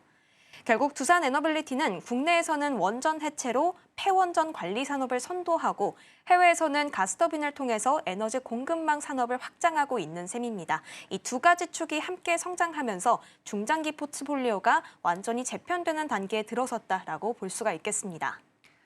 네, 두산 에너빌리티는 사실상 원전 쪽의 매출이 좀 찍히는 건 아닙니다. 원전에 대해 기대감으로 같이 가져가고 있는 거고 기존에 이제 가스터빈은 본업의 업무를 잘 하고 있는 상태에서 앞으로 원전 잘 짓고 해체도 잘 하면 여기에 플러스 알파로 붙어줄 수 있는 부분들이 있기 때문에 투자자 입장에서는 긍정적으로 바라보고 있다라는 부분도 정리해 보겠습니다. 자, 그럼 넘어가서 세 번째 키워드 만나볼 거고요. HLB 관련한 내용 좀 보겠습니다. 영국계 글로벌 자산 운용사로부터 한 2천억 원 정도 정도 투자 유치를 좀 받게 된 건데요. 사실상 창사 이래로는 처음으로 좀 들어오는 큰 규모의 글로벌 자본 유치다 보니까 투자자들은 좀 주목을 한 것 같긴 합니다. 자세한 내용 먼저 좀 짚어볼까요? 네, 일단 이번 사건은 HLB가 해외 자본 시장에서 공식적으로 인정을 받았다라는 의미 있는 사건입니다. 일단은 HLB는 LMR 파트너스로부터 1억 4,500만 달러, 하나로는 약 2천억 원 규모의 전략적 투자를 유치했다라고 발표했습니다. 이번 거래는 글로벌 투자은행 UBS가 단독으로 주관했는데요. 투자 규조를 보면 LMR은 HLB의 신주 인수권 부사채 약 1억 4천만 달러를 자회사 HLB 생명과학에는 교환사채 500만 달러를 투자합니다. 결국 HLB의 주식과 연계된 채권 형태로 투자하는 방식인데요. 여기서 15%는 바로 현금으로 들어오게 되고 나머지 85%는 해외 계좌에 이체돼 있다가 주가가 일정 수준 이상 오르면 자동으로 집행되는 구조입니다. 조건은 발행 1년 후고요. 주가가 약 5만 4천 원을 넘을 때입니다. HLB 입장에서는 기업 가치가 높아져야만 투자금이 실제로 집행되는 구조인 겁니다. 이 투자자가 돈을 넣을 때는요, 사실 보통 주식을 새로 발행하면 기존 주주들의 지분이 줄어드는 희석 효과가 생기게 됩니다. 하지만 HLB는 이번에 그것을 최소화할 수 있는 조건을 만들어둔 셈입니다. 이 투자자 입장에서는 에스크로 계좌를 통해서 조건이 충족될 때만 자금이 나가니까요. 안전하게 투자를 할 수 있게 되고요. 결국 이번 거래는 투자자와 기업 모두의 안전성을 확보한 윈윈 구조라고 볼 수 있습니다. 결국 이 돈은 HLB의 미국 자회사인 엘레바 테라퓨틱스가 신약 개발과 상업화에만 쓸 수 있도록 제한이 되어 있는데요. 단순한 자금 조달이 아니라 신약 상용화를 위한 전용 투자라는 점이 중요하겠습니다. 네, 좀 정리를 해보면 일단은 받은 부분 중에 15%는 바로 현금화를 할 수 있는 상황이고요. 나머지 부분은 사실상 조건부입니다. 그래서 주가가 일정 부분 이상, 여기서 아까 언급된 것처럼 5만 4천 원에서 5만 5천 원 사이를 좀 넘어줘야 그때 이제 돈을 받을 수 있는 구조로 흘러가게 되는데 사실상 어제는 5만 8,700원까지 터치가 나왔다가 쭉 밀렸습니다. 그러니까 그동안 가지고 있었던 부분에 대해서 어느 정도 차익이 좀 나온 것으로 보여서 실제적으로 앞으로 가장 중요한 건 FDA 승인 여부가 아닐까 싶습니다. 실제적으로 승인이 좀 나오고 그 가격대 이상을 넘어서 유지를 시켜줘야 그때 나머지 부분을 받을 수 있는 거기 때문에 이러한 부분들도 꼭 꼼꼼하게 체크를 좀 해보셔야겠습니다. 어찌됐든 어제 반응은 일단 뉴스 타이틀라인 하나 보고서라도 주가가 좀 올랐습니다. HLB, 계열사 등등 주가가 좀 급등하긴 했었는데요. 어느 정도로 판단을 할 수 있을까요? 네, 일단 말씀해 주신 것처럼 이 HLB의 전 계열사가 급등세를 보여줬습니다. 하나하나씩 좀 살펴봤을 때는요. HLB 바이오스텝은 상한가로 마감을 했고요. HLB 생명과학 또한 상한가에 도달은 했지만 19%로 좀 빠지면서 마쳤습니다. 이외에 HLB는 13%대, HLB 제약은 약 16%대로 급등했습니다. 이렇게 그룹 전반의 주가가 급등한 이유로는 좀 두 가지로 나눠볼 수가 있겠습니다. 일단 해외 자본이 HLB의 신약 가치를 직접 인정했다는 점과 리보세라닙의 FDA 신청이 다시 임박했다는 기대감 때문입니다. LMR 파트너스는 약 120억 달러 규모의 자산을 운용하는 글로벌 자산 운용사입니다. 결국 이번 투자를 통해서 리보세라닙과 담관암 신약의 상업적 잠재력을 높게 평가했습니다. 이 때문에 이번 투자 소식은 단순한 재무 이벤트를 넘어서서 HLB의 기술이 글로벌 무대에서 인정을 받았다라는 상징적인 사건으로 받아들여지고 있습니다. 네, 이제 가장 중요한 건 HLB의 FDA 승인 여부가 아닐까 싶습니다. 리보세라닙이랑 항서제약에서 가지고 있는 캄렐리 주막 이 두 개 가치를 같이 사용하는 병용요법에 대한 FDA 승인을 좀 기다리고 있는 상황이고요. 일단 지금 봤을 때는 임상 결과는 좀 좋아지고 있다라는 결과들이 좀 나오고 있는 것 같긴 합니다. 자세한 내용 좀 짚어주시죠. 네, 일단 HLB의 간암 신약인 리보세라닙은 이미 임상 결과가 좋게 나오면서 좀 시장에서 긍정적으로 확인을 받고 있습니다. 지난달에 발표된 결과에 따르면요. 리보세라닙과 면역 항암제 캄렐리 주맙을 함께 투여한 환자군은 수술만 받은 환자보다 이 무사건 생존 기간이 2배 이상 길었습니다. 결국 암이 재발하거나 악화되지 않고 지낸 기간들이 병용요법 환자는 약 42개월, 수술만 받은 환자는 19개월 수준이었다는 뜻입니다. 그리고 이 결과가 의학학술지인 란셋에 실렸다는 점도 의미가 큽니다. 또한 이 임상은 초기 간암 환자에서도 수술이 가능한 상태에서 효과를 보인 첫 사례고요. 이 리보세라닙이 앞으로 진행성 간암뿐만 아니라 수술 전후 치료에도 쓰일 가능성이 열어졌습니다. 결국 치료 범위가 지금보다 훨씬 넓어질 수 있다라는 얘기고요. 시장 규모 또한 최대 10배 이상 커질 수 있다라는 분석이 나오고 있습니다. 결국 이런 임상 성과와 투자 수치가 맞물리면서 HLB는 성장 사다리를 확실히 밟고 있다라는 것으로 볼 수 있습니다. 네, HLB 관련한 내용까지 좀 살펴봤습니다. 어제도 사실 시세가 좀 좋았죠. 물론 HLB는 고점 터치 후에 좀 내려오면서 음봉으로 차트상 좀 그림이 그려지긴 했는데 오늘 지금 프리마켓에서 움직임 보니까 HLB는 3%대, HLB 제약이 가장 강하게 9.3% 상승하고 있고요. HLB 테라퓨틱스까지 6%로 또 나쁘지 않은 흐름을 일단 보이고 있다라는 부분도 함께 챙겨보겠습니다. 그리고 추가적으로 오늘 반도체주들이 좀 흔들릴 가능성이 높습니다. 그러면 거기서 있었던 수급이 제약 바이오 쪽으로 흘러올 가능성 또한 고려를 좀 해보셔야 될 것 같기 때문에 HLB에 대한 시선 긍정적으로 좀 보셔도 좋겠습니다. 자, 이렇게 해서 내용들 잘 살펴봤고요. 이승희 앵커와는 여기서 인사 나누겠습니다. 오늘 말씀 고맙습니다. 고맙습니다.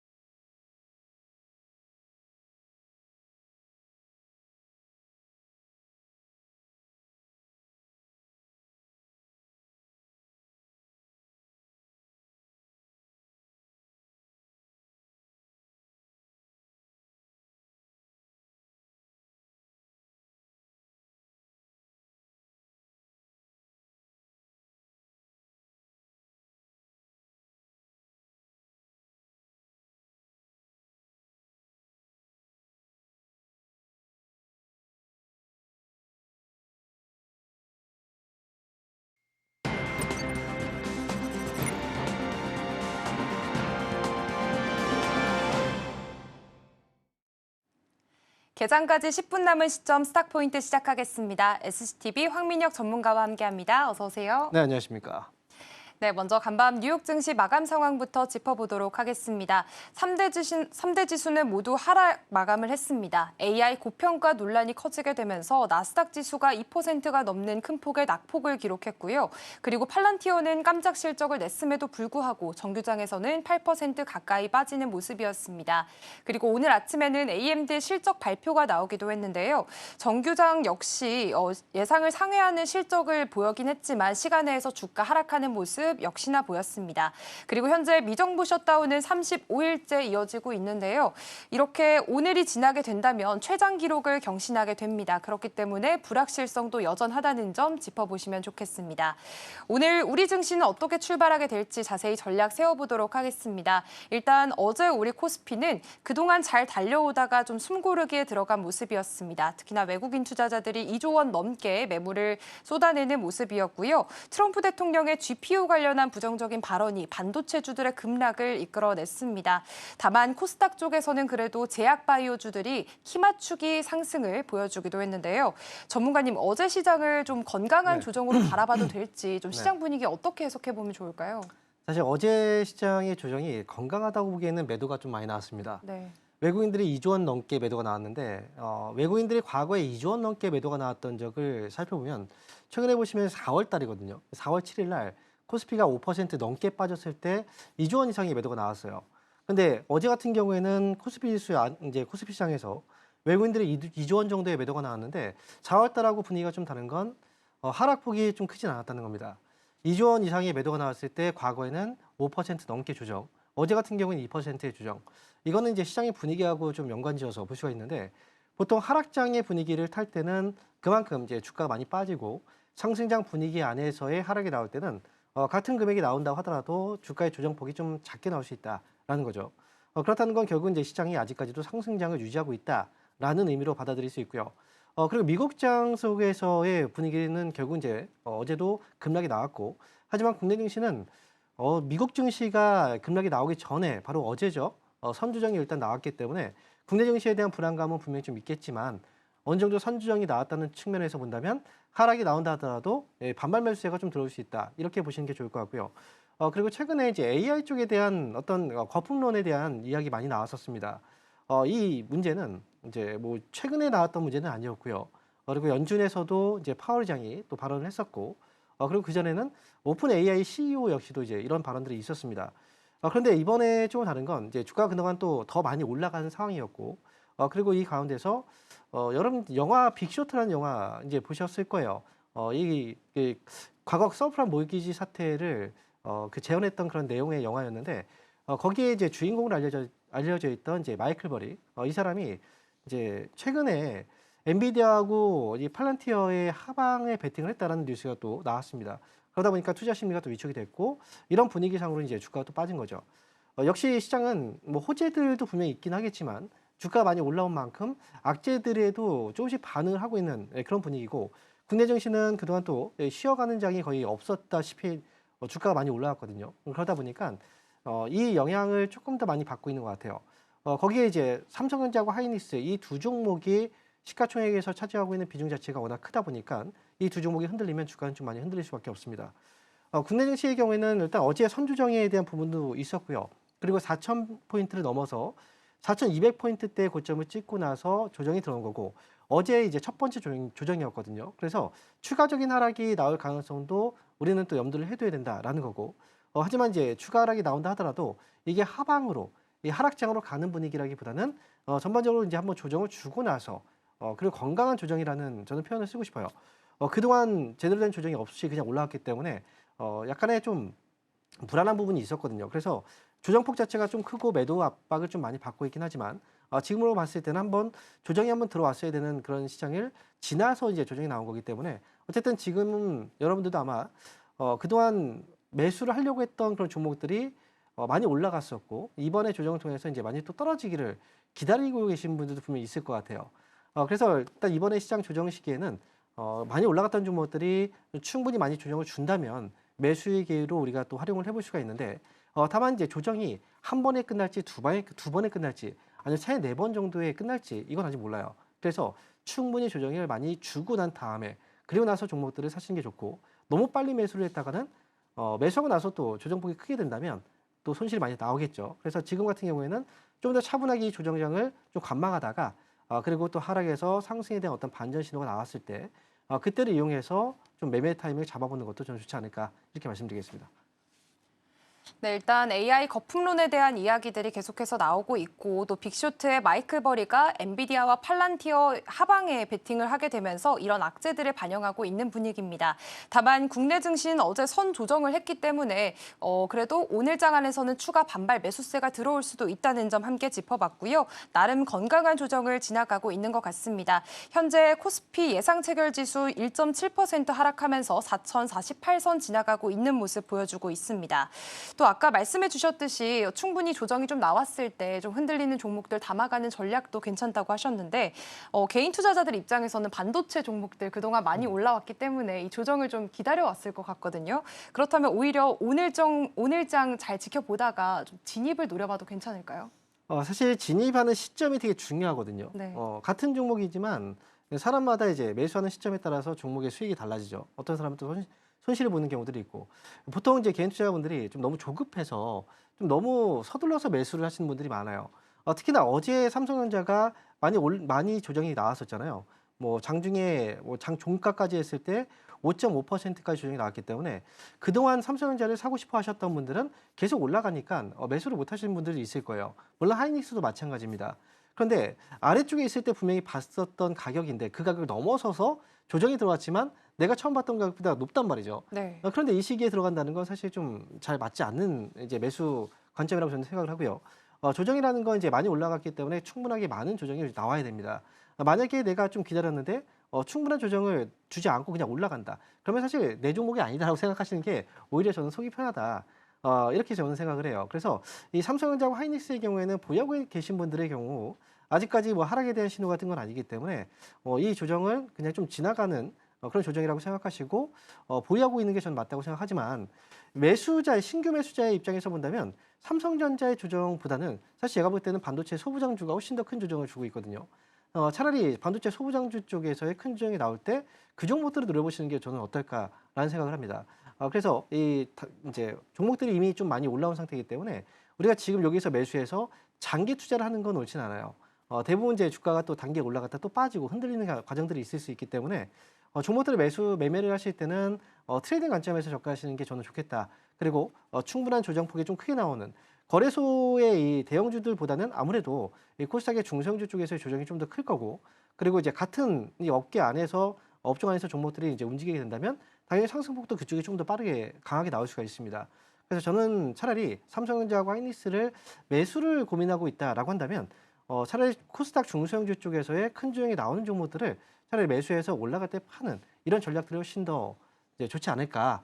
그리고 보통 삼성전자와 하이닉스가 더 안전하다고 생각하는데 오히려 그 종목들이 주가 빠졌을 때 더 안전할 수 있습니다. 그래서 지금 같은 경우에는 삼성전자 하이닉스보다는 좀 눈을 돌려서 중성주 쪽을 바라보는 게 좀 더 낫지 않을까 이렇게 말씀드리겠습니다. 네, 일단 충분히 많은 조정이 나올 때까지 기다려 봐야 할 것 같고요. 지금 삼성전자와 SK하이닉스 반도체 투탑을 기존에 가지고 있던 보유자들은 기다려 보셔도 될 것 같고, 신규 매수자들의 입장에서는 오히려 지금 반도체 투탑에 성급히 들어가기보다는 반도체 소부장 쪽으로 노려보는 전략들도 유효하다는 말씀해 주셨습니다. 지금 시총 상위 종목들 중에 삼성전자, SK하이닉스 오늘 2.8%, 2.9% 각각 빠지고 있는 모습이고요. 코스피 예상 체결 지수 1.8% 빠지면서 4,047선 지나가고 있습니다.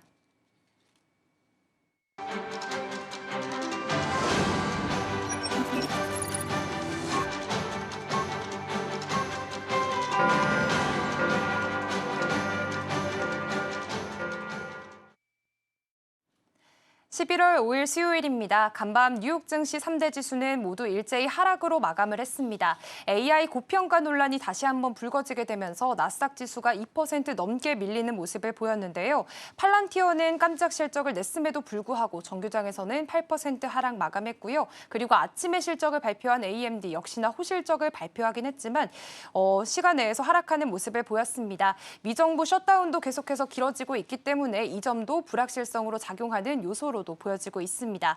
그렇다면 오늘 우리 국내 시장 분위기는 어떤지 지금 지수 상황 살펴보시죠. 네, 오늘 국내 지수 코스피, 코스닥 양시장 모두 하락 출발하고 있습니다. 코스피는 1.6% 빠지면서 4,055선 지나가고 있고요. 코스닥은 0.79% 하락하면서 919선 지나가고 있습니다.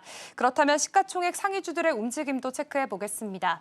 코스피 시총 상위주들 오늘 일제히 하락불 켜내고 있습니다. 삼성전자와 SK하이닉스는 각각 3%가 넘는 하락세 보여주면서 어제보다 더 큰 폭으로 빠지는 모습입니다. 삼성전자는 3.6% 하락하면서 10만 1,000원 선 지나가고 있고요. SK하이닉스는 56만 4,000원 선 지나가고 있습니다. 반도체 투탑 하루 만에 11만 전자 그리고 62만 닉스 반납하는 모습이고요. 트럼프 대통령이 GPU 관련한 부정적인 발언 그리고 지금 뉴욕 증시에서 AI 고평가 논란이 계속해서 불거지고 있기 때문에 이 점들이 우리 국내 증시에서도 조금 우려를 미치고 있는 상황인 것 같습니다. LG에너지솔루션의 경우에도 오늘 1.16% 빠지고 있습니다. 그래도 스텔란티스와의 캐나다 합작 공장에서 일부 라인을 ESS용으로 바꾸겠다라는 발표를 하게 되면서 지금 ESS 시장에 다시 한 번 더 진입을 하려는 모습 보여주고 있고요. 삼성전자 우선주도 4.6% 하락하고 있습니다. 그렇다면 코스닥 시총 상위주들의 움직임도 체크해 보겠습니다.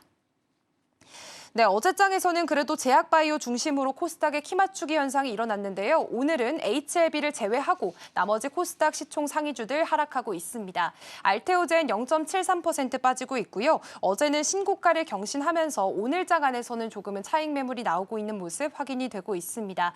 에코프로 그룹주들도 1% 가까이 빠지고 있습니다.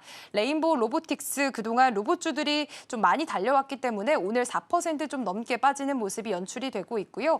HLB 같은 경우에는 최근 글로벌 자산 운용사가 HLB 그룹에 2천억 원가량을 투자했다라는 소식 속에서 어제에 이어서 오늘도 상승세 이어나가는 모습입니다.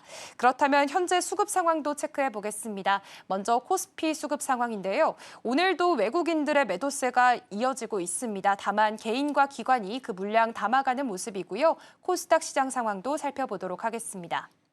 네, 코스닥에서는 개인만 사자세 보여주고 있습니다. 285억 원 사들이고 있고 외국인과 기관, 메이저 주체들은 물량 물량 덜어내는 모습 확인이 되고 있습니다. 오늘 이렇게 지금 코스피와 코스닥 양시장 모두 하락으로 출발을 하고 있는 상황입니다. 그래도 지금 코스피 쪽에서는 개인과 외국인 모두 팔고 있고요. 기관만 담아가는 모습 다시 한 번 더 연출이 되고 있고 코스닥에서는 외국인 역시나 덜어내고 있습니다. 오늘 시장 상황, 오늘 외국인 코스피, 코스닥 양시장 모두에서 또 덜어내는 모습이 보여지고 있는데 오늘 시장 분위기 좀 어떻게 해석해보면 좋을까요? 일단 시장이 오늘 2% 넘게 좀 빠지고 있거든요. 네, 코스피 지수가 현재 4,000포인트대를 좀 위협하는 그런 모습이 나오고 있습니다. 미국장의 분위기가 좀 흔들렸고 국내 증시도 역시 이런 분위기를 좀 타고 있는 그런 모양새인데요.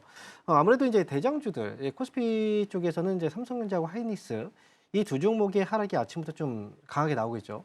4% 정도의 하락이 나오고 있는데, 하지만 이 외에도 이제 업종 안에서 본다면 이제 대형주들의 하락폭이 좀 많이 나오고 있습니다. 특히나 조선주 쪽에서도 이 낙폭이 좀 많이 나오고 있고, 거기다가 또 우리가 이제 LX 일렉트릭이라든지 두산 에너빌리티 그동안 좀 강세를 많이 보여줬던 그런 종목들의 낙폭이 좀 많이 발생하고 있는데요. 종목들은 많이 올라간 종목일수록 조정폭이 크게 나올 수밖에 없어요. 그러다 보니까 이제 조정폭이 크게 나올 때가 좀 매력적이다라고 이제 우리가 또 해석을 할 수 있는데, 하지만 주식은 떨어질 때 보면 더 떨어질까봐 또 공포 심리가 또 발생을 합니다. 그러다 보니까 투매가 연이어서 발생하는 경우들이 있죠. 지금 최근 들어서 이제 시장이 좀 많이 올라왔기 때문에 4,000포인트를 넘어서서 한번 이제 4,200포인트까지 한번 찍고, 이번에 조정이 들어온다면 아무래도 4,000포인트 아래쪽으로 한 번 더 내려왔다가 이 바닥을 이제 어느 정도의 조정을 좀 마치고 나서 올라가지 않을까 이런 생각을 하고 있는데요.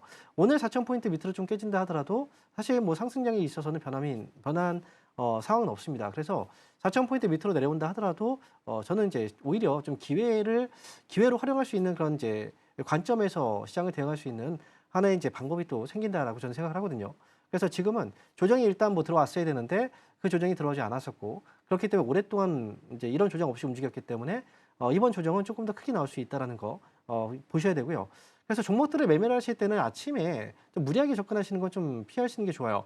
오전장에 만약에 밀렸다가 오후장에 반등이 나오겠지라는 생각을 하고 이제 매수를 하시거나, 아니면 또 이제 오늘 떨어졌으니까 내일은 올라가겠지라는 생각을 하시거나, 이런 건 조정장에서는 사실 그동안 올라갔을 때하고 분위기가 좀 다르기 때문에 어디까지 밀릴지는 몰라요. 그래서 일단 4,000포인트 아래쪽으로 떨어지게 된다면 아마 투매가 한번 좀 발생할 수 있고, 이런 과정에서 종목들이 좀 많이 흔들릴 수 있는 상황인데요. 이때 이제 종목들을 잘 선별해서 가실 필요가 있습니다. 외국인들이 지금 매도가 집중되고 있는 건 대부분 이제 IT 쪽이에요. 삼성전자하고 하이닉스 이쪽에서 이제 매도가 많이 집중되고 있고, 실제로 오늘 외국인들이 매도하고 있는 거의 3천억 가까운 그 매도 금액 중에서 지금 이제 그 IT 쪽 전기전자업 중에서 매도하고 있는 금액이 거의 2천억 가까이 좀 발생하고 있거든요. 그러니까 많은 물량들이 여기서 집중이 되고 있고, 그래서 다른 업종들 쪽에서도 분명히 이제 수급이 도는 업종들이 분명히 있어요. 이렇게 주가가 하락하고 있는데 외국인들이 어떤 업종을 또 사고 있는가? 물론 종목들은 떨어지고 있겠죠. 하지만 외국인들이 담아가는 업종들도 분명히 있다는 거죠. 외국인 수급의 특징은 이렇게 떨어졌을 때 종목을 이 매수를 하는 저가 매수로의 형태로 매수가 들어오는 경우들이 있는데, 여러분들도 이번에 시장이 좀 조정이 나올 때 외국인들이 매도하고 있지만 그 안에서 또 매수하고 있는 업종이 무엇인가를 좀 여러분들이 살펴보실 필요가 있고요. 지금 같은 경우에는 뭐 화학 업종도 오늘 좀 소량의 매수가 들어오고 있고, 증권주 쪽에서 외국인들의 매수가 아직은 들어오고 있다라는 건 시장이 이제 하락으로 꺾였다라고는 보지 않는다는 거죠. 그래서 단기적인 조정으로 시장이 다시 또 바닥을 잡고 다시 올라가는 이런 흐름들을 좀 예상을 해볼 수가 있고요. 오늘 시장 안에서의 조정폭은 좀 크게 나오고 있는데요. 일단은 오전장은 차분하게 좀 대응하시는 게 좋아요. 오후장에서 외국인들의 매도가 좀 줄어든다. 그래서 지금 종목들의 어느 정도 이제 꼬리를 물고 좀 올라온다라고 한다면 차라리 오후장을 보고 나서 접근하시는 것도 저는 하나의 방법이지 않을까 이렇게 말씀을 드리도록 하겠습니다. 네, 일단 지금 외국인들의 매도세가 오늘도 이어지고 있다는 점에서 어느 정도 우려할 만한 상황인 것 같습니다. 그래도 4,000포인트 밑으로 오늘 깨지더라도 여전히 하락장으로 가는 건 아니기 때문에 이 부분에 대해서는 그렇게 걱정하실 필요가 없을 것 같고요. 다만 아침장에서 무리하게 접근하기보다는 오후장까지 조금 지켜보시는 전략들이 좀 필요할 것 같습니다. 그리고 오늘 반도체 투탑 하락세 보이고 있는데요. 삼성전자 4.6% 빠지면서 10만 원 선 겨우 지켜내고 있는 모습입니다. 삼성전자 이슈를 조금 더 짚어봐야 될 것 같습니다. 최근에 미국 법원이 삼성전자에 2,700억 원가량의 배상 판결을 내렸습니다. 삼성은 항소 계획을 밝힌 상황인데요. 이 점들이 조금 삼성전자 주가에도 더 영향을 미치게 될까요? 일단 지금 같은 경우에는 이제 분위기상으로 봤을 때 아무래도 조정이 발생하고 있는 상황이기 때문에 악재가 추가적으로 나오게 된다면 이건 이제 투자 심리 불안으로 또 이어질 수가 있거든요. 사실 이번에 제기됐던 소송은 아니고요. 2023년도에 소송이 제기됐던 건데 이번에 이제 판결이 나온 건 이제 2,740억 규모의 배상 판결이 발생을 한 겁니다.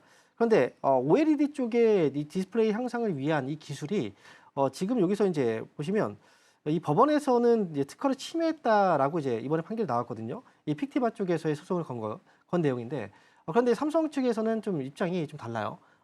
그런 건 없다라고 얘기를 하고 있고 그래서 삼성 쪽은 이번 항소를 통해서 또 역시 이제 이번에 판결을 그냥 받아들이는 것이 아니라 이제 불복이라고 이제 우리 표현을 해야 되겠죠. 그래서 지금 같은 경우는 확정된 판결이라기 보기보다는 앞으로의 과정들이 또 남아 있기 때문에 지금 당장 삼성전자의 큰 악재로 받아들이기보다는 오히려 만약에 이걸로 인해서 조정이 더 크게 들어온다라고 한다면 삼성전자한테는 저는 오히려 좀 매수의 기회가 될 수 있다라고 생각을 합니다.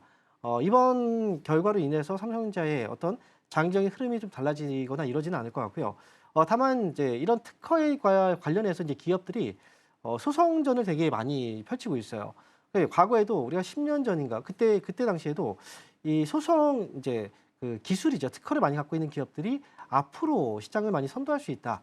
특허 침해에 대한 어떤 소송으로 인해서 벌어들이는 돈이 그만큼 앞으로 시장에서 클 수 있다라는 얘기들을 많이 했었는데요. 그래서 삼성전자의 경우에도 굉장히 많은 특허를 이제 보유하고 있고 LG전자도 역시 마찬가지죠. 그래서 일단 이번에 특허 침해에 대해서는 아직까지 확실한 판결이라고 보지는 않기 때문에 지금으로서는 만약에 삼성전자가 충분한 조정이 이로 인해서 더 들어온다라고 한다면 차라리 매수의 기회로 봐도 저는 좋지 않을까 이렇게 말씀드리겠습니다. 네, 이번 배상 판결 이 소식으로 인해서 주가의 악재로 반영이 되더라도 차라리 삼성전자의 매수의 기회로 받아들여야 한다라는 전문가님의 말씀이 있었습니다. 이렇게 반도체 쪽으로 지금 시장의 관심이 조금 벗어나는 모습들이 보여지고 있습니다. 그렇기 때문에 어제부터는 다시 제약바이오주 쪽으로 시선이 몰려가는 모습들도 나오고 있는데요. 오늘장은 그래도 하락장이기 때문에 그렇게 큰 상승폭을 보이고 있진 않지만 그래도 상대적으로 제약바이오주들 상승세 보여주고 있습니다. 그렇다면 제약바이오주 이제부터 좀 봐야 될까요? 제약바이오주에 대한 관심들 많이 있으실 거예요. 과거부터 너무 많이 떨어졌기 때문에 이제 모아가셨던 분들도 있을 거고요. 그리고 과거 이 코로나 때 물리신 분들 정말 많을 거라고 생각하는데 제약바이오주 쪽에서의 흐름이 지금까지 잘 나오진 않았습니다. 보통 금리가 인하되고 하면 이제 제약바이오주 쪽에서의 흐름이 또 분명히 돌아설고 그다음에 코스닥 시장, 상승장이 오게 된다면 제약바이오주가 이 코스닥의 상승장을 또 이끌어갔던 그런 경우들이 굉장히 많았죠. 이번에도 역시 이제 그렇게 또 많이 생각을 하고 있고, 저도 역시 이제 제약바이오주 쪽은 그동안 움직이지 않았기 때문에 최소한 순환매 정도 측면에서라도 한 번의 시세가 크게 올라오지 않을까라는 기대감을 좀 하고 있어요. 그동안의 제약바이오주들이 아예 안 올라온 건 아니고요. 일부 종목들이 재료를 가지고 개별 재료로 인해서 주가가 올라왔던 적이 있습니다. 하지만 이번 이제 11월 같은 경우에 그리고 이번 주에는 특히나 여러 학회들이 굉장히 많이 있어요. 간학회도 있고요. 그다음에 또 지금 비만학회도 있고요. 여러 가지 항암학회도 있고요. 되게 많은 학회들이 이번 주에 질비해 있는데요. 그러다 보니까 이제 시장에서의 관심이 주도권을 가지고 있던 이제 삼성하고 하이닉스 이 IT 쪽에서의 매도가 좀 나오고 있고 그다음에 지금 많이 올라간 종목들이 매도가 나오다 보니까 수급이 돌만한 데를 찾다 보니 재료가 있는 쪽으로 갈 수밖에 없거든요. 그래서 지금은 제약바이오 쪽의 흐름이 지금 살아나고 있는 그런 분위기고요. 특히나 이제 지금 같은 경우에는 오늘 한미약품은 오히려 4% 이상의 지금 상승이 또 나오고 있는 상황입니다. 제약바이오주의 흐름은 지금으로서는 이제 모든 종목들은 아닙니다. 제약바이오주가 오랜 동안에 너무 힘든 상황을 겪어왔기 때문에 이 종목 안에서는 호불호가 좀 많이 갈리고 그다음 옥석을 좀 많이 가려야 되는 상황입니다. 지난 이제 코로나 때 주가가 많이 올라갔을 때 제약바이오주가 정말 좋아서 올라간 게 아니라 이들 기업들이 그 내부적으로도 굉장히 좀 실적도 안 나오고 굉장히 어려운 상황이었거든요. 그런데 불구하고 주가만 올라갔던 거예요. 그래서 지금 오랫동안 어려운 시기를 겪고 있었던 이제 상황이었기 때문에 일부 종목들은 또 거래가 정지되다가 풀리기도 하고 그래서 지금은 제약바이오주를 만약에 본다 하더라도 그동안 어느 정도의 성과를 좀 잘 내고 있는 그 리더 역할을 해주는 이제 그런 기업들 그리고 이제 대장주의 역할을 해줄 수 있는 그런 기업들 그래서 그런 기업들 위주로 이제 노리셔야 됩니다. 많이 떨어져 있다가 중요한 게 아니고요. 최근에 올라온 종목들이 오히려 더 올라갈 가능성이 있기 때문에 제약바이오주를 만약에 접근하신다고 한다면 최근에 반응이 오는 종목들 위주로 접근하시는 게 훨씬 더 좋지 않을까 이렇게 말씀드리겠습니다. 네, 제약 바이오주들이 그동안 좀 소외를 받았었기 때문에 지금 순환매 측면에서라도 관심을 가져보는 거 좋을 것 같고요. 이번 주 학회 일정이 많습니다. 이 점들도 잘 챙겨보시면 좋겠고 그동안 성과를 잘 냈던 리더 역할을 하는 제약 바이오주들 관심 있게 지켜봤으면 좋겠다라는 말씀까지 주셨습니다. 오늘 거래대금 상위 종목 중에서 두산 에너빌리티가 6% 넘게 빠지고 있습니다. 좀 큰 폭으로 빠지고 있는데요. 사실 어제에서는 그 국내 최초로 원전 해체 착수 소식도 좀 전해졌습니다. 원전 수주에 대한 모멘텀도 있고 또 해체에 대한 모멘텀도 있는데 그렇다면은 차라리 이 점들을 지금 매수의 기회로 봐야 될까요? 보통 주가는요, 앞으로의 상황, 발생될 수 있는 상황에 대해서 미리 선반영되는 경우들이 있어요. 원전 해체에 대한 뉴스가 굉장히 오래전부터 나왔거든요. 네. 그래서 원전 해체 쪽에 대한 그 어느 정도의 모멘텀이라든지 재료들은 이미 주가에 상당 부분 반영이 된 상태입니다. 신규 수주에 대한 모멘텀은 만약에 이제 새롭게 발생된다면 그에 대한 부분들이 주가에 반영이 되겠죠. 하지만 원전 쪽에 이번에 이제 원전 해체에 대한 기대감을 가지고 이번에 좀 매수를 한다라는 이런 관점에서 원전주로 접근하는 건 좀 좋지 않다라고 생각을 하고요. 원전 쪽은 좀 긴 플랜을 짜고서 들어가 있는 업종이라고 생각을 해요. 그래서 이제 두산 에너빌리티가 사실 대표적인 기업이긴 한데요. 이 기업 같은 경우에 주가 상당 부분 많이 올라온 상태이기 때문에 종목들마다도 사실 대장주가 바뀌는 경우들도 종종 발생을 합니다. 그렇기 때문에 이제 원전주 같은 경우에도 많이 올라간 종목들은 좀 떨어지고 그다음에 또 새로운 종목 쪽으로 매수가 또 몰릴 수가 있고 그리고 원전 쪽은 제가 볼 때는 개별적인 종목들 안에서 본다면 사실 두산 에너빌리티라든지 또는 현대건설 이쪽이 그만큼 두각을 많이 발휘했던 종목들이거든요. 두각을 내왔기 때문에 그만큼 주가가 많이 올라왔고 하지만 지금은 이제 전반적으로 봤을 때 미국하고의 협력이라든지 또는 이제 국내에서 원전에 대한 프로젝트를 구상을 해서 가게 된다면 결국은 이제 우리가 이 국가에서 추진하는 사업에 있어서 핵심되는 기업들이 오히려 나중에 되면은 조금 더 큰 효과를 발휘할 수 있다고 생각이 들어요. 그런 부분에서 본다면 두산 에너빌리티라든지 현대건설 이런 종목들이 그동안 많이 올라왔지만 차라리 지금은 조금 더 다른 관점에서 본다면 뭐 한전기술이라든지 한전산업 이런 종목들이 오히려 가격적인 메리트라든지 조금 더 안정적으로 접근할 수 있는 종목이 될 수 있다라고 생각합니다. 그래서 두산 에너빌리티의 경우는 좀 단기 대응이 필요한 종목일 것 같고요. 그다음에 뭐 제가 얘기했던 한전기술이라든지 한전산업이라든지 뭐 한전 KPS 이런 종목들의 경우에는 조금 더 장기 플랜을 가지고 매매에 임하셔도 좀 되지 않을까 이렇게 말씀드리도록 하겠습니다. 네, 두산 에너빌리티가 지금 원전 해체에 대한 기대감을 가지고 원전에 접근하는 것은 좋지 않다라는 말씀해 주셨고요. 그동안 많이 올라왔기 때문에 다른 원전주들 찾아보려는 움직임 필요할 것 같습니다. 한전기술과 한전산업, 한전 KPS까지 언급을 해주셨으니까요. 이 부분도 참고를 해보시면 좋겠습니다. 스탁포인트는 여기서 마무리하도록 하겠습니다. SCTV 황민혁 전문가와 함께했습니다. 고맙습니다. 네, 감사합니다.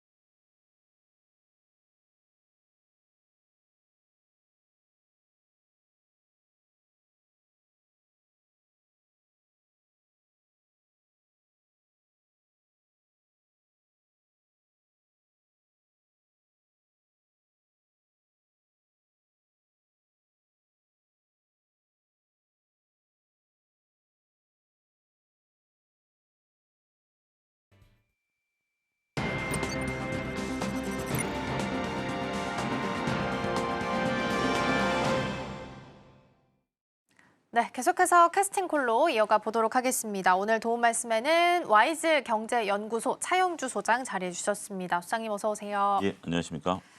인사가 무거워질 수밖에 없을 것 같아요. 저희가 시작하기 전에 시장에 대한 걱정을 좀 이야기를 잠깐 좀 나눴습니다. 지수도 쉽지 않습니다. 벌써 3%까지 좀 빠지고 있어요. 양시장 모두요.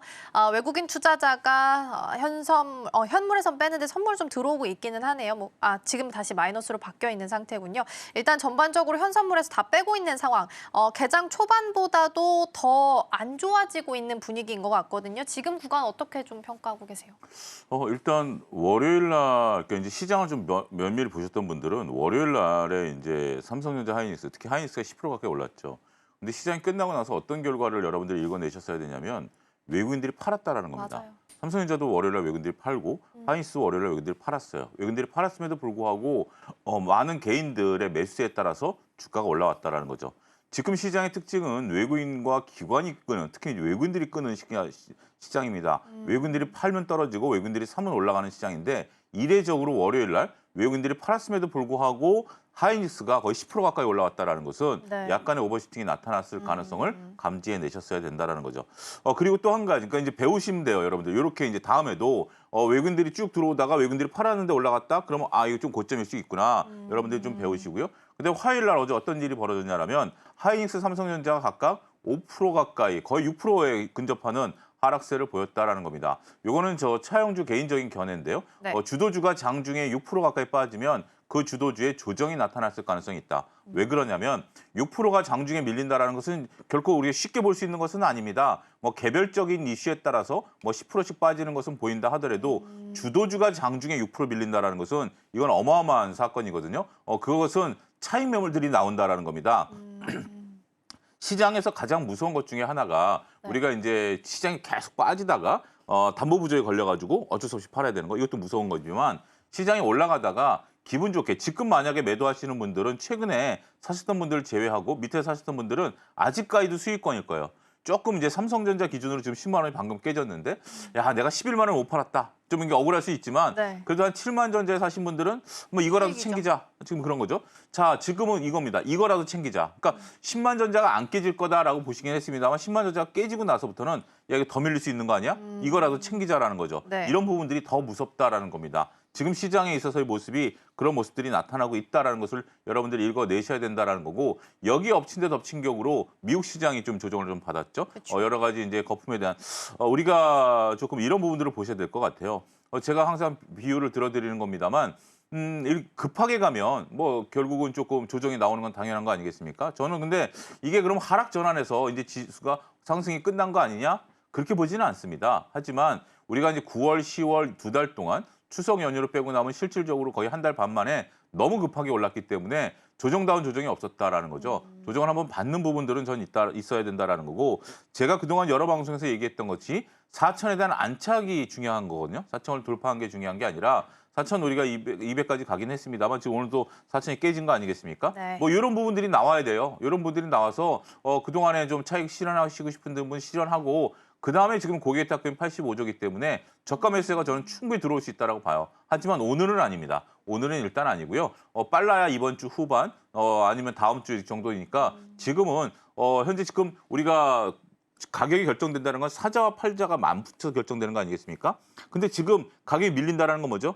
팔고 싶은 팔자. 사람이 더 많다라는 거죠. 사겠다는 사람은 일단 지금 저도 주위에 있는 분들한테 좀 말리고 다녀요. 뭐 좀 사면 어떻겠냐. 아니면 좀 지켜봅시다. 어제부터 말씀을 드렸거든요. 그러면 지금 현금을 갖고 있는 사람들은 언제든지 살 수 있는 거잖아요. 그렇기 때문에 현금을 갖고 있는 사람들이 지금 발을 빼고 있는 거예요. 그래서 조금만 팔자가 나와도 지금 밀리고 있는 상황이기 때문에 저희 서울경제 시청하시는 분들은 좀 서두르실 필요는 없을 것 같아요. 지금 상태가 그러면 이제 그러시죠. 바로 몇몇 분들 마음속에 반문이 있죠.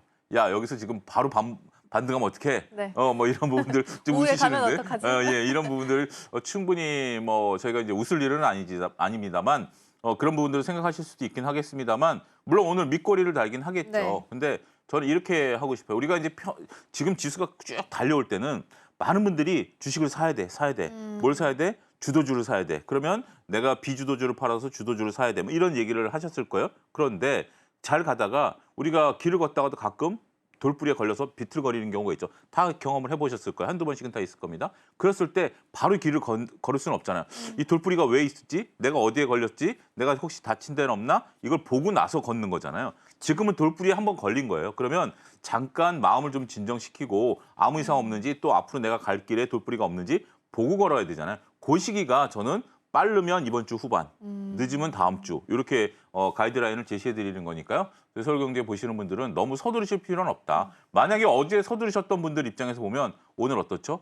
굉장히 속쓰리겠죠. 그렇죠. 벌써 4, 5% 이상 빠지고 있는 상황이기 때문에 지금 삼성전자 하이닉스가 또 장중에 6%씩 밀려요. 5% 가까이 밀려요. 그럼 어제 오늘 밀리면 10% 밀린 게 아니라 12% 밀린 겁니다. 어제 밀린 거에 5% 또 밀린 거니까. 그러니까요. 고점 대비해서 그런 것들도 여러분들이 퍼센테이지를 계산하시면서 지금 만약에 내가 수익 구간이다라면 저는 오히려 물타기를보다는 50% 정도 저 이익을 좀 챙겨보는 것도 지금이라도 늦지 않았다. 저는 이렇게 말씀드리겠습니다. 그러니까요. 이게 지금 분위기상 보면 나만 두고 가면 어떡하지 싶어서 지금 들어가야 되나 고민하시는 분들이 꽤 많으실 것 같긴 해요. 하지만 일단은 서두르지 말고 우리 다친 데 없는지 하나씩 좀 체크하고 가야 된다라는 말씀을 좀 주셨습니다. 자, 그러면 일단 지금 말씀 주신 것처럼 빠르면 이번 주 후반, 뭐 늦으면 다음 주까지 봤을 때 쉬어가는 구간이 나온다면, 그래서 반도체나 이런 종목에서 좀 수급 이탈이 나온다면 테마단이나 작은 종목들 위주로 돌 가능성이 훨씬 더 높은 시장일까요? 꼭 그렇지는 않습니다. 지금은 숲 전체가 약간의 조금 조정을 좀 받는 거죠. 오늘 같은 경우 대표적으로 어제 네. 시장에 있어서의 시장이 밀리니까 올라갔었던 대표적인 섹터가 있죠. 제약바이오입니다. 네. 제약바이오가 이제 올랐는데 이건 이제 나중에 좀 말씀드리겠는데 오늘 또 변동성이 있죠. 그러니까 지금은 이게 지금 워낙 강세장에서 변동성이 나타난 거라 지금 현재 고객이 딱 이제 많은 분들이 무엇을 살 것인가를 고민하기보다는 지금 내가 갖고 있는 종목이 이거 리스크 관리를 해야 되나? 차익을 실현해야 되나? 거기에 집중하시는 것 같아요. 그러다 보니까 덜 오른 것이 올라간다라는 것을 찾기가 쉽지 않은 상황이다라고 말씀드릴 수가 있겠고 오히려 지금 뭐 우리가 전력 인프라 같은 경우 저도 상당히 좀 좋아했고 강조했던 건데 지금 8% 넘게 빠지잖아요. 굉장히 지금 가파르게 빠지고 있기 때문에 무엇을 살 것인가를 지금 고민하기는 어려운 것 같아요. 살 것을 고민하기는 어려운 것 같고 지금은 우리가 로봇주도 10% 가까이 빠지고 있는 거 아니겠습니까? 지금은 많은 분들이 조금 걱정 어린, 긴장 어린 그런 부분들이 있기 때문에 매수를 한다라는 것은 쉽지 않다. 네. 그래서 물론 그렇다고 해서 오늘 추천 종목이 없는 건 아닙니다. 그런 부분들이 있긴 하겠습니다만 일단은 매수를 서두르기보다는 지금 여러분들이 갖고 계신 종목들에 대해서 내가 차익을 실현할 것인지 아니면 서로 단기간에 최근에 들어오셨다면 리스크 관리를 할 것인지 이 부분을 한번 지금은 진중히 생각할 때이지 않겠는가 말씀드릴 수가 있겠습니다. 네, 그러니까 뭐 지금 상승하는 종목의 수 대비해서 하락하는 종목의 수가 너무 월등히 많은 상황이다 보니까 사실 어떤 종목을 사고 싶어도 뭐 쉽게 손 안 나가는 시장일 것 같기는 합니다. 그러면 말씀 주신 것처럼 이 우리가 잠시 쉬어가는 숨을 좀 고르는 이 기간에는 일단은 아무 대응 없이 홀딩하고 가야 되는 거예요? 홀딩은 아니죠. 홀딩은 아니고요. 저는 앞서 언급드렸던 것처럼 지금 일정 부분? 10% 정도씩 빠지잖아요. 이게 지금 10%가 빠지면 지금 많은 분들이 10% 올라오면 된다라고 생각하지만 실질적으로 12%, 13% 올라와야 되거든요. 그리고 20%가 빠졌다라고 한다라면 30%가 올라야 됩니다. 그래야 내가 처음에 그렇죠. 봤던 그런 부분들이 생각이 나기 때문에 지금은 적절하게 어느 정도 저는 30%에서 50% 정도는 물량을 좀 덜어내는 것도 하나의 덜고. 방법이다. 물론 뭐 시장이 다시 5천 갈 거고 4천 다시 넘어갈 거고 5천 갈 것이다. 거기에 대해서는 제가 뭐 부인하는 것은 아닙니다. 하지만 우리가 투자를 하는 투자 수익률을 극대화한다라는 것은 그리고 여러분들이 서울경제TV를 매일매일 시청하신다라는 것은 어느 정도 등락을 이용해서 매매 수익을 또 청구하는 것도 있잖아요. 그냥 묻어둘 바에는 TV 안 보시겠죠. 그렇죠? TV 보시는 분들, 그러니까 이제 묻어두시는 분들도 있어요. 그것도 하나의 투자 방법이에요. 근데 제가 미뤄 짐작할 때는 이 방송을 보시는 분들 입장에서는 묻어두기보다는 어떻게 내가 약간 트레이딩을 그렇죠. 통해서 이익을 극대화하려고 하는 노력들을 하시려고 하셨기 때문에 방송을 보시는 거기 때문에 지금 상태에서는 자 지금 여러분들이 한번 보죠. 조방원전 다 7%씩 밀립니다. 그러니까요. 조방원전이 7%씩 밀린다라는 것은 주도주 자리에서 더구나 하이스 지금 6% 넘게 밀리는 거죠. 이러면 이거는 반등을 나타내기가 쉽지가 않아요. 이게 우리가 송곳같이 한두 종목이 빠진다. 예를 들어서 시장이 다 이렇게 딱 제가 손바닥을 펼쳤는데 이 중에서 손가락 한두 개가 빠진다라고 한다면 이게 땡길 수가 있죠. 근데 지금은 손바닥이 이렇게 내려오는 상태예요. 그러면 이거를 끌어올리려면 힘이 얼만큼 있어야 될까요? 물리적인 힘을 보자고. 여기서 손가락 한두 개가 이렇게 밀렸다. 하나가 밀렸다. 그러면 요거를 끌어올리기에는 힘이 간단하지만 손바닥이 내려왔을 때는 이걸 끌어올리려면 물리적인 힘이 엄청나게 있어야 되는 거죠. 근데 시장 체력이 지금 어떻죠? 이게 손바닥이 밀릴 정도로 시장 체력이 약하다라는 거죠. 그렇기 때문에 지금은 오히려 뭐 버틴다.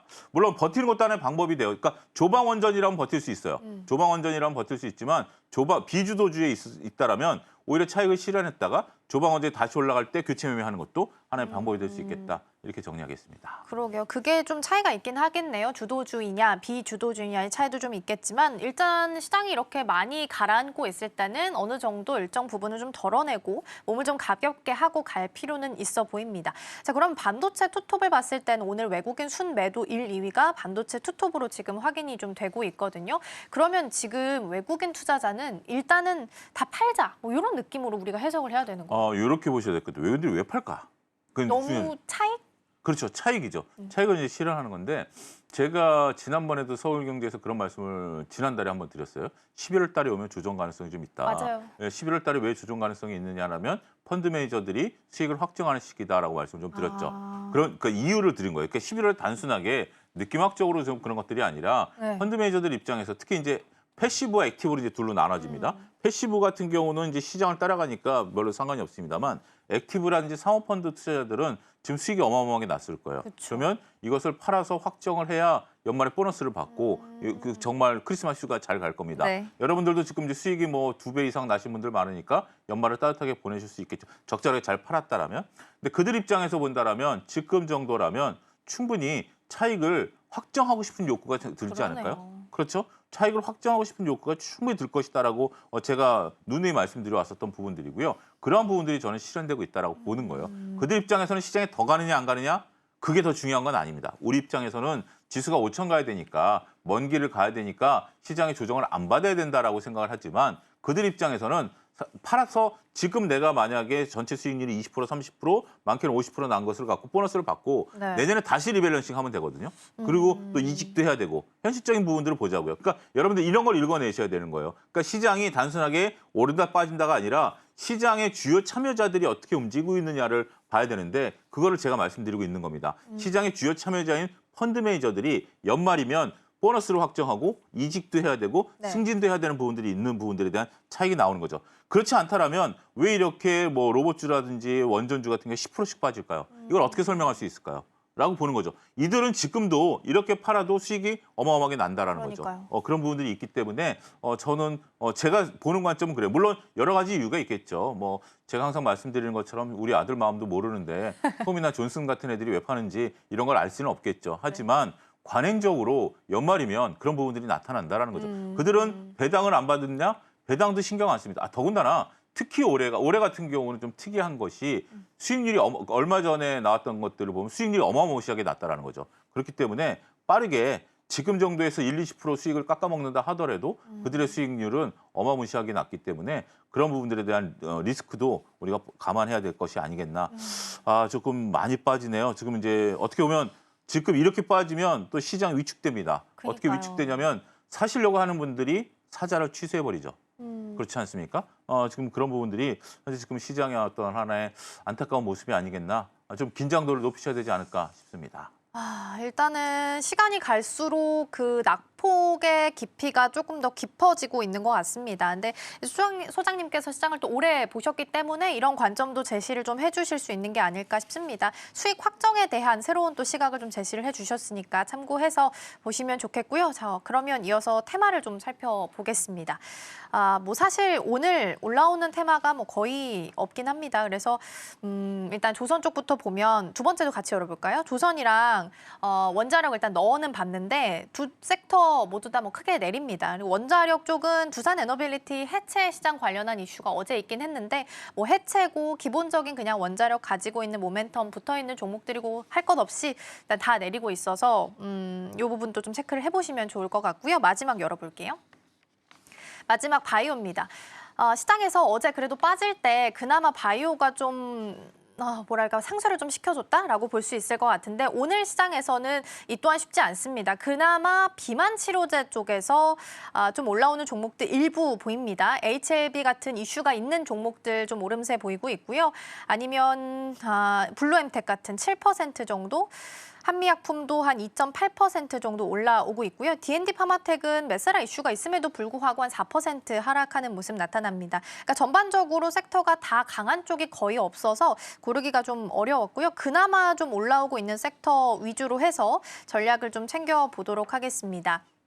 지금 시장에서 움직이는 쪽 중에 일단 바이오부터 전략을 좀 점검을 해보면 좋겠네요. 시장이 빠지니까 뭘 담아야 할까 이제 고민이 되잖아요. 그러면 사실 저 같은 경우는 일정 먼저 확인을 하게 되더라고요. 근데 이번 주에 사실상 일정 꽤 많거든요. 비만도 있고 면역 항암학회도 있고 해서 이런 쪽의 학회에 대해서 기대감을 살짝 좀 온기를 좀 기대해봐도 좋을까요? 거기에 이제 일부 기업들은 이제 실적 호조 뭐 이런 것들 얘기가 나오고 있고, 그다음에 이제 우리가 어제 LCLB의 또 재팟 있었죠. 예, 또 이런 부분. 물론 자세히 듣고 보면 그 돈이 당장 들어온다는 게 아니라 85%가 내년에 들어온다 뭐 이런 부분들이 있긴 하겠습니다만, HLB가 어제 이제 어떻게 보면 포문을 열었고 SK바이오사이언스가 이제 상당히 좋은 얘기들을 나왔고, 거기에 따라서 이제 한미약품 올라갔고, 오늘은 이제 개장 전만 하더라도 셀트리온 그룹주들이 상당히 이제 그 넥스트레이드에서 움직이는 모습들을 좀 보였습니다. 근데 이게 몇 가지 해석이 가능합니다. 이제 말씀하신 그런 부분들에 대한 것들도 있고, 시장이 보통 이렇게 조정을 받았을 때 네. 제약바이오가 하나의 도피처가 된다라든지 나름대로의 경기 방어적인 역할 네. 이런 부분들을 할 수 있는 부분들도 있고요. 또 한편으로는 우리가 이제 마지막에 올라가는 게 제약바이오다 또 이렇게 보는 시각도 있어요. 그러니까 여러 가지 해석이 가능한데, 오늘은 전체적으로 시장에 수급이 그렇게 썩 들어오는 부분들은 아니다라고 말씀을 좀 드릴 수가 있겠습니다. 몇몇 종목들이 시장에서 이제 갭으로 떴다가 밀리는 종목들도 있고, 그리고 어떤 몇몇 종목들 같은 경우 이제 뭐 한미약품이라든지 셀트리온 같은 경우는 나름대로 오늘 선방하는 모습들 좀 보여주고 있어요. 더군다나 지금 시장이 지금 우리가 개장한 지 지금 이제 30분이 지났는데 네. 조금 전까지 이제 밀어내던 시장이 약간 밑거리를 좀 달기 시작했죠. 미세하나마 대부분의 많은 종목들이 밑거리를 조금 달고 있는 상태에서 일부 제약바이오들 같은 경우 이제 빨간불을 좀 켜기 시작하는 모습들을 보이고는 있습니다만, 지금은 조금 어떻게 제약바이오를 적극적으로 매수하기는 조금 어려운 것 같아요. 오히려 제약바이오 같은 경우도 또 최근에 말씀하신 다양한 이유들로 인해서 좀 올라왔던 부분들이 좀 있기 때문에 네. 그런 것들을 오히려 조금 손실 구간은 아니니까 또 오히려 덜어내는 것도 하나의 방법이 될 수 있다. 지금은 밑꼬리를 다는 것에 너무 그렇게 크게 의미를 두거나 빨간불에 크게 의미를 두실 필요는 없습니다. 왜냐하면 이런 경우가 있죠. 예를 들어서 네. 신용이 최근에 단기간에 늘었어요. 그러면 만약에 신용 계절에서 오늘 10% 20% 정도 빠졌다. 어제 오늘 빠졌다. 한 15% 빠졌다라고 하면 A라는 종목이 있고 B라는 종목이 있습니다. A라는 종목이 신용으로 샀어요. 근데 한 15% 빠졌어요. 그러면 15%더 빠지면 이건 반대면 나거든요. 그렇죠. 그러면 A를 팔까요? 신용으로 안 산 B를 팔까요? 이럴 경우에 A는 자동으로 청산되는 거 아니에요? 그러니까 15%더 빠지면 이제 청산이 그쵸, 되는데, 그쵸. 청산되면 이 돈은 사라지는 거죠. 네, 네. 그러면 원래 원칙적으로는 이거를 팔아서 네. 신용을 꺼야 되는데 그렇지 그쵸. 않고, 사람 심리라는 게 이거를 끊을 순간 다 아. 날아가니까 B를 팔게 됩니다. 멀쩡한 B를 팔아서 이 신용을 갚아버리는 거죠. 느낌이 무슨 얘기인지 네, 알겠죠? 네, 이게 제가 증권회사 이제 브로커를 25년 하다 보니까 네, 네. 저도 물론 그렇고 많은 투자자들이 A, B를 신용으로 샀을 때 덜 빠진 걸 팔아서 이걸 메꾸지, 신용이 리스크가 걸린 것을 끝까지 들고 가서 이것을 반대에 맞는 경우는 거의 없습니다. 그렇구나. 왜냐하면 다 날아가는 거기 때문에. 네네. 그렇기 때문에 지금 플러스가 난 게 좋은 게 아니라 오히려 마이너스가 더 주도주가 커지고 그것에 대한 신용 리스크가 커질수록 오히려 빨간불의 매도가 더 나중에 나올 수가 있다는 거죠. 이것도 굉장히 중요한 포인트 중에 그러네요. 하나입니다. 그렇기 때문에 그런 부분들을 여러분들이 읽어내신다면 지금은 글쎄요, 좀 조심스럽네요. 전체적으로 봤을 때 이 종목들에 대해서 매수를 말씀드린다라든지 아니면 지금이 오히려 기회다라고 말씀드리기가 지금 시장은 좀 조심스럽기 때문에, 제약바이오가 경기 방어주인 건 사실이에요. 그리고 지금 만약에 오늘 정도의 수준에서 끝난다라면 내일 모레 중에서는 오히려 더 올라갈 수도 있어요.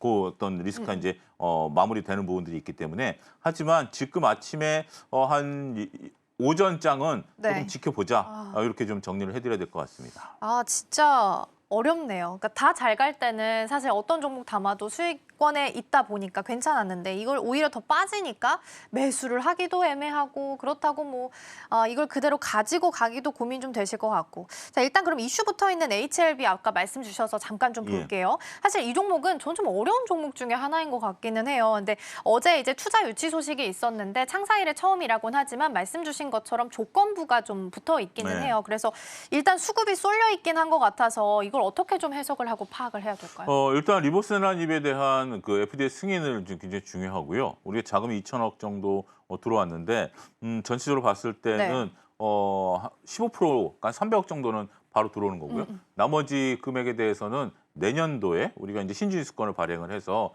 그 금액이 55,500원 정도 네. 돼야만 돈이 들어오는 거죠. 그러니까 리보세라닙이 일단은 FDA 승인을 받으면 55,000원을 충분히 넘어설 가능성이 있기 때문에 돈이 들어오겠지만, 만약에 FDA 승인을 받지 못한다라면 그 돈은 안 들어올 가능성이 있는 거죠. 네. 그렇기 때문에 우리가 조건부 그다음에 내년이기 때문에 그런 부분들이죠. 근데 그렇지만 300억이라는 돈이 바로 들어오니까 2천억의 15%니까 300억 정도가 바로 들어오니까 그거는 이제 임상 실험용으로 굉장히 좋은 건데 근데 이제 어제 너무 주가가 이제 갭으로 한번 좀 뛰었다라는 것으로 조금 보는 부분들이 좀 있는 것 같아요. 그래서 갭을 일단 메워야 되는 부분들이 있기 때문에 이러한 부분들에서는 오늘 조금 좀 조심해 보자 이렇게 좀 말씀드릴 수가 있겠습니다. 네, 그렇죠. 오히려 좀 조심해야 된다라는 말씀을 주셨습니다. 시장이 다 이제 쉬어가는 종목들이 훨씬 많은데도 불구하고 뭐 수급이 거의 이쪽으로 좀 쏠려 있긴 합니다.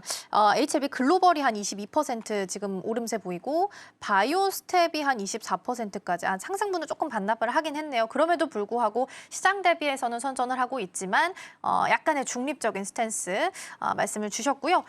시장이 너무 어렵다 보니까 이런 시장에서 그러면 그나마 괜찮은 대안이 어딜까가 가장 궁금하실 것 같아요. 수장님께서는 탑픽 종목 어디로 보고 계실까요? 저는 저도 탑픽을 오늘 굉장히 고민을 많이 했어요. 그러니까요. 탑픽을 들고 오는 것이 의미가 있을까라는 부분들을 좀 고민을 네. 많이 했는데 삼양식품을 한번 좀 보실 필요가 있지 않을까 싶습니다. 오늘도 지금 외국인들의 가수급이 좀 잡히고 있는 네. 상황인데요.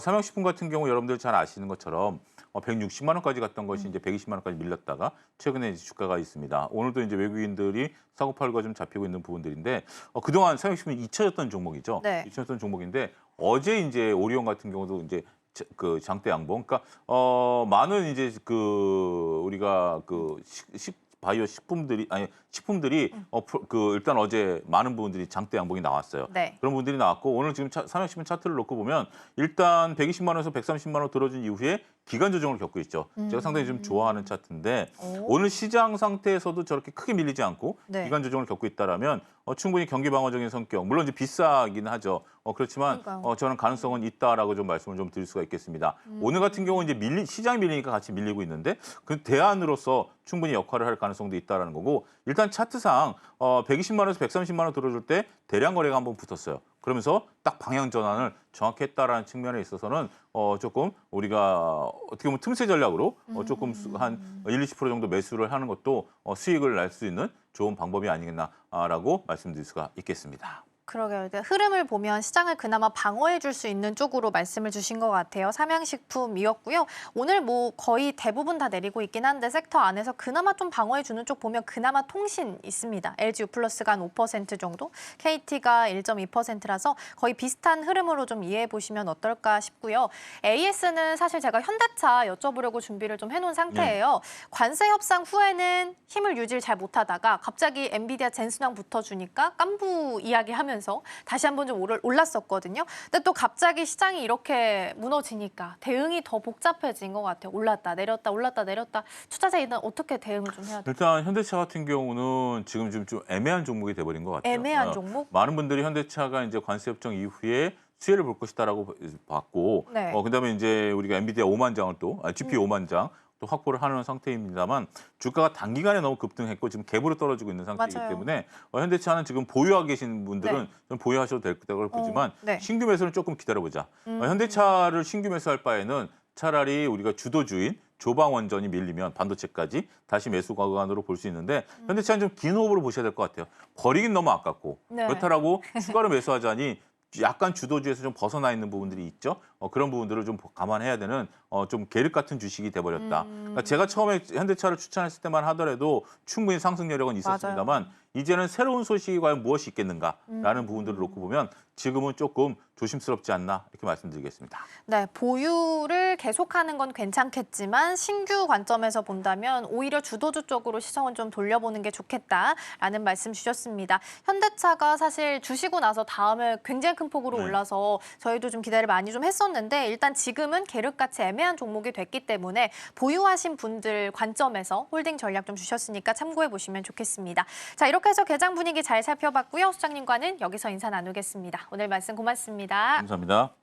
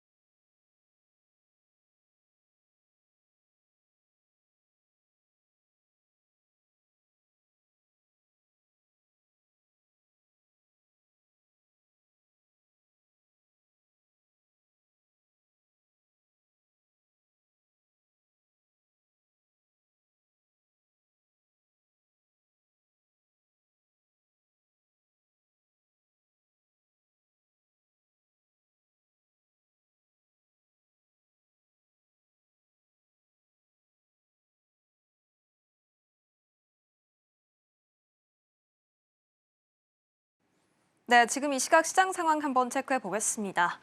어제 우리 시장은 잠시 숨고르기 장세에 들어갔었습니다. 그동안 거침없이 달리던 코스피가 외국인의 큰 매도 물량으로 인해서 좀 급락을 했는데요. 한편 개인은 비슷한 수준으로 방어를 하려고 했지만 역부족이었습니다. 한편 간밤 뉴욕 증시에서는 AI 기술주에 대한 고평가 우려로 인해서 하락 마감했습니다. 이 안에서 나스닥이 2%로 좀 크게 빠지는 모습이었는데요. 오늘 이러한 현상들이 국내 증시에도 이어질 것으로 예상이 되면서 커플링 현상 나타날 것으로 전망이 되고 있습니다. 그리고 그 예상이 재현이 되고 있는데 자세한 상황은 지수부터 한번 확인해 보겠습니다. 네, 오늘 우리 양시장 큰 낙폭으로 좀 같이 함께 출발을 했습니다. 코스피는 어제 4,200선을 이탈했는데 지금은 4,000비까지 넘어서는 4,000비까지 지금 빠지는 모습들 확인이 되고 있습니다. 코스닥과 함께 4%대의 하락세 보이고 있고 코스닥 또한 900선을 이탈하고 말았습니다. 그렇다면 수급 상황을 한번 이어서 체크를 해보도록 하겠습니다. 코스피부터 살펴볼 텐데요. 역시나 외국인이 지금 3거래일 연속으로 좀 큰 폭으로 물량을 덜어내고 있습니다. 사실 이틀 동안의 외국인 매도 물량을 좀 추산했을 때 3조 원가량을 덜어내고 있다라고 판단이 되고 있는데요. 어제 특히 최대 물량을 좀 덜어내게 됐죠. 2조 원을 지금 매도하게 됐습니다. 그럼에도 일단 오늘 코스피 시장에서는 개인과 기관이 방어를 해주고 있는 모습들 나타나고 있습니다. 자, 그렇다면 코스닥 수급 상황 한번 체크해 보겠습니다. 코스닥에서는 외국인과 기관이 함께 좀 덜어내고 있고요. 개인이 코스닥에서도 마찬가지로 2천억 원대로 지금 매수 우위 보여주고 있습니다. 자, 그렇다면 오늘 업종부터 살펴볼 텐데요. 코스피 상승 업종들은 어떤 것들이 있는지 파악해 보겠습니다. 통신업종만 지금 코스닥 상승 업종에 차지를 하고 있습니다. 1.73%의 상승률 보이고 있는데 사실 코스피가 질주하는 가운데 계속해서 소외됐던 종목이 바로 또 통신업종이죠. 오늘은 그래도 좀 빨간불을 이 부진함 속에서 켜주고 있는 모습들이 확인이 됩니다. 자, 그렇다면 코스피 하락 업종으로 넘어가 보도록 하겠습니다. 네, 일단 오늘 기계가 가장 큰 낙폭을 보여줍니다. 무려 7%대의 큰 폭으로 빠지고 있는 모습인데 이 안에서 오늘 두산 에너빌리티의 낙폭이 가장 눈에 띄고 있습니다. 이어서 전기전자도 오늘 약합니다. 아무래도 뉴욕 증시에서 발생이 된 AI 기술주 고평가 우려가 계속해서 이어지면서 인공지능 투자에 대한 냉각 심리가 오늘 국내 증시에서도 나타나고 있는 모습입니다. 이어서 운수장비도 오늘 약하고요. 5%대, 제조업도 마찬가지로 5%대의 하락세 보여주고 있습니다. 자, 그렇다면 코스닥 상승 업종은 어떤 것들이 있는지 확인해 보도록 하겠습니다. 네, 코스닥에서도 마찬가지로 두 업종만 자리하고 있습니다. 그래도 출판 매체 복제가 6%대의 급등세 보여주고 있고 섬유 의류 1.3%대의 상승률 보여주고 있습니다. 일단 소비재 쪽이 일부 소비재 쪽이 지금 코스닥 상승권에 차지하고 있다는 점 확인이 됩니다. 자, 이어서 코스닥 하락 업종도 넘어가 보도록 하겠습니다. 코스닥에서도 마찬가지입니다. 기계 장비가 오늘 많이 부진합니다. 7%대의 하락세 보여주고 있고요. 금융과 일반 전기전자, 비금속, 제조, 화학 모두 5%대의 정말 큰 낙폭을 시현해주고 있습니다. 자, 그렇다면 거래 대금으로 넘어가 보도록 하겠습니다. 코스피부터 살펴보도록 하겠습니다. 모두 짙은 파란불을 좀 켜주고 있는데요. 일단은 팔란티어발 이 AI 우려가 지금 국내 증시 반도체 투톱에도 이어지고 있는 모습입니다. 사실 팔란티어는 어닝 서프라이즈를 냈음에도 불구하고 뉴욕 증시에서 7% 넘게 급락하는 모습들이었는데요. 삼성전자와 SK하이닉스 또한 이 영향을 받으면서 인공지능을 중심으로 한 투자 심리 냉각이 나타나고 있습니다. 삼성전자 결국 10만 전자 이탈했고요. SK하이닉스도 60만 닉스를 지금 하루 만에 벗어나는 모습들, 이틀 동안 지금 계속 벗어나고 있는 모습들이 확인이 되고 있습니다. 각각 5%, 7%대 큰 낙폭 보여줍니다. 오늘 두산 에너빌리티가 가장 부진한 모습을 좀 보여주고 있습니다. 8%대의 급락률을 나타내주고 있는데요. 사실 호재가 나오기는 했습니다. 이 국내 최초로 고리 1호기 원전 해체에 착수를 하겠다라는 좀 기사가 나오게 됐는데 그럼에도 오늘 전반적으로 시장이 약세 흐름 보이고 있는 것에 동참을 하고 있습니다. 그래도 두산 에너빌리티 원전 제작과 기자재 제작에 더불어서 지금 원전 해체 시장까지도 뛰어들고 있는 모습이니까요. 새로운 밸류 체인이 지금 추가됐다는 점까지 확인해 보시면 좋겠습니다. 삼성전자 우선주도 함께 빠집니다. 그리고 하나오션까지 오늘 7%대 급락세 보여주면서 시장이 전반적으로 낙폭이 좀 크게 두드러지고 있습니다. 자, 그렇다면 코스닥 거래 대금으로 넘어가 보도록 하겠습니다. 네, 코스닥에서는 노타가 홀로 지금 빨간불을 켜주고 있습니다. 대비일 셋째 3거래일입니다. 그런데 오늘도 급등세를 보여주고 있는 모습들 확인이 되고 있습니다. 이어서 에코프로도 오늘 아쉬운 모습들 보여주고 있고요. 에코프로 지금 그래도 일단은 외국인들의 매수세가 조금 포착이 되고 있기는 하지만 일단 6%대의 하락률 보여주고 있습니다. 알테오젠도 오늘 5%대 내리고 있고요. 로보티즈 사실 로봇주들이 참 코스피 질주 속에서 잘 갔는데요. 오늘 7%대 하락률 보여주고 있습니다. 마지막으로 D&D 파마텍까지 오늘 제약 쪽도 전반적으로 내림세 나타내주고 있습니다. 자, 그렇다면 오늘 코스피 시총 상위 종목 한번 간략하게 짚고 넘어가 보도록 하겠습니다. 짙은 파란불, 모두 파란불 켜주고 있습니다. 반도체부터 조선, 원전, 방산까지 그동안 잘 나가던 종목들이 동시에 브레이크를 밟은 하루가 지금 펼쳐지고 있습니다. 지금까지 시황센터였습니다. 네, 지금 시장 계속 내리면서 거래소 쪽에서 나온 소식, 코스피 매도 사이드카 발동됐습니다. 5분간 거래 정지될 예정이고요. 5분 지나고 나면 자동적으로 사이드카는 해제가 될 예정입니다. 일단은 매도세가 좀 거세게 나오면서 코스피 쪽에서 사이드카 발동됐다라는 부분 체크하셔야 될 것 같고요. 오늘 초반에 코스닥에서는 하락 종목 수가 1,500 종목이 넘어섰습니다. 그러면서 우리가 있었던 관세의 날 블랙 먼데이 이후보다도 더 많이 떨어진 것으로 보이고요. 양시장 모두 ADR 기준으로 보면 지금 과매도권에 진입한 것으로 보입니다. 이 수급상으로 봤을 때는 계속 좀 더 매도 폭을 좀 키워가는 모습이 나타나고 있으니까 오후장까지 꼭 흐름 함께 체크해 보셔야 될 것 같습니다. 저희가 방송 중에 제공해드린 정보는 투자 판단을 위한 조언일 뿐 해당 종목의 가치와 수익률은 보장하지 않습니다. 저희는 내일 더 다양한 소식 준비해서 돌아오겠습니다. 시청해주신 여러분 고맙습니다.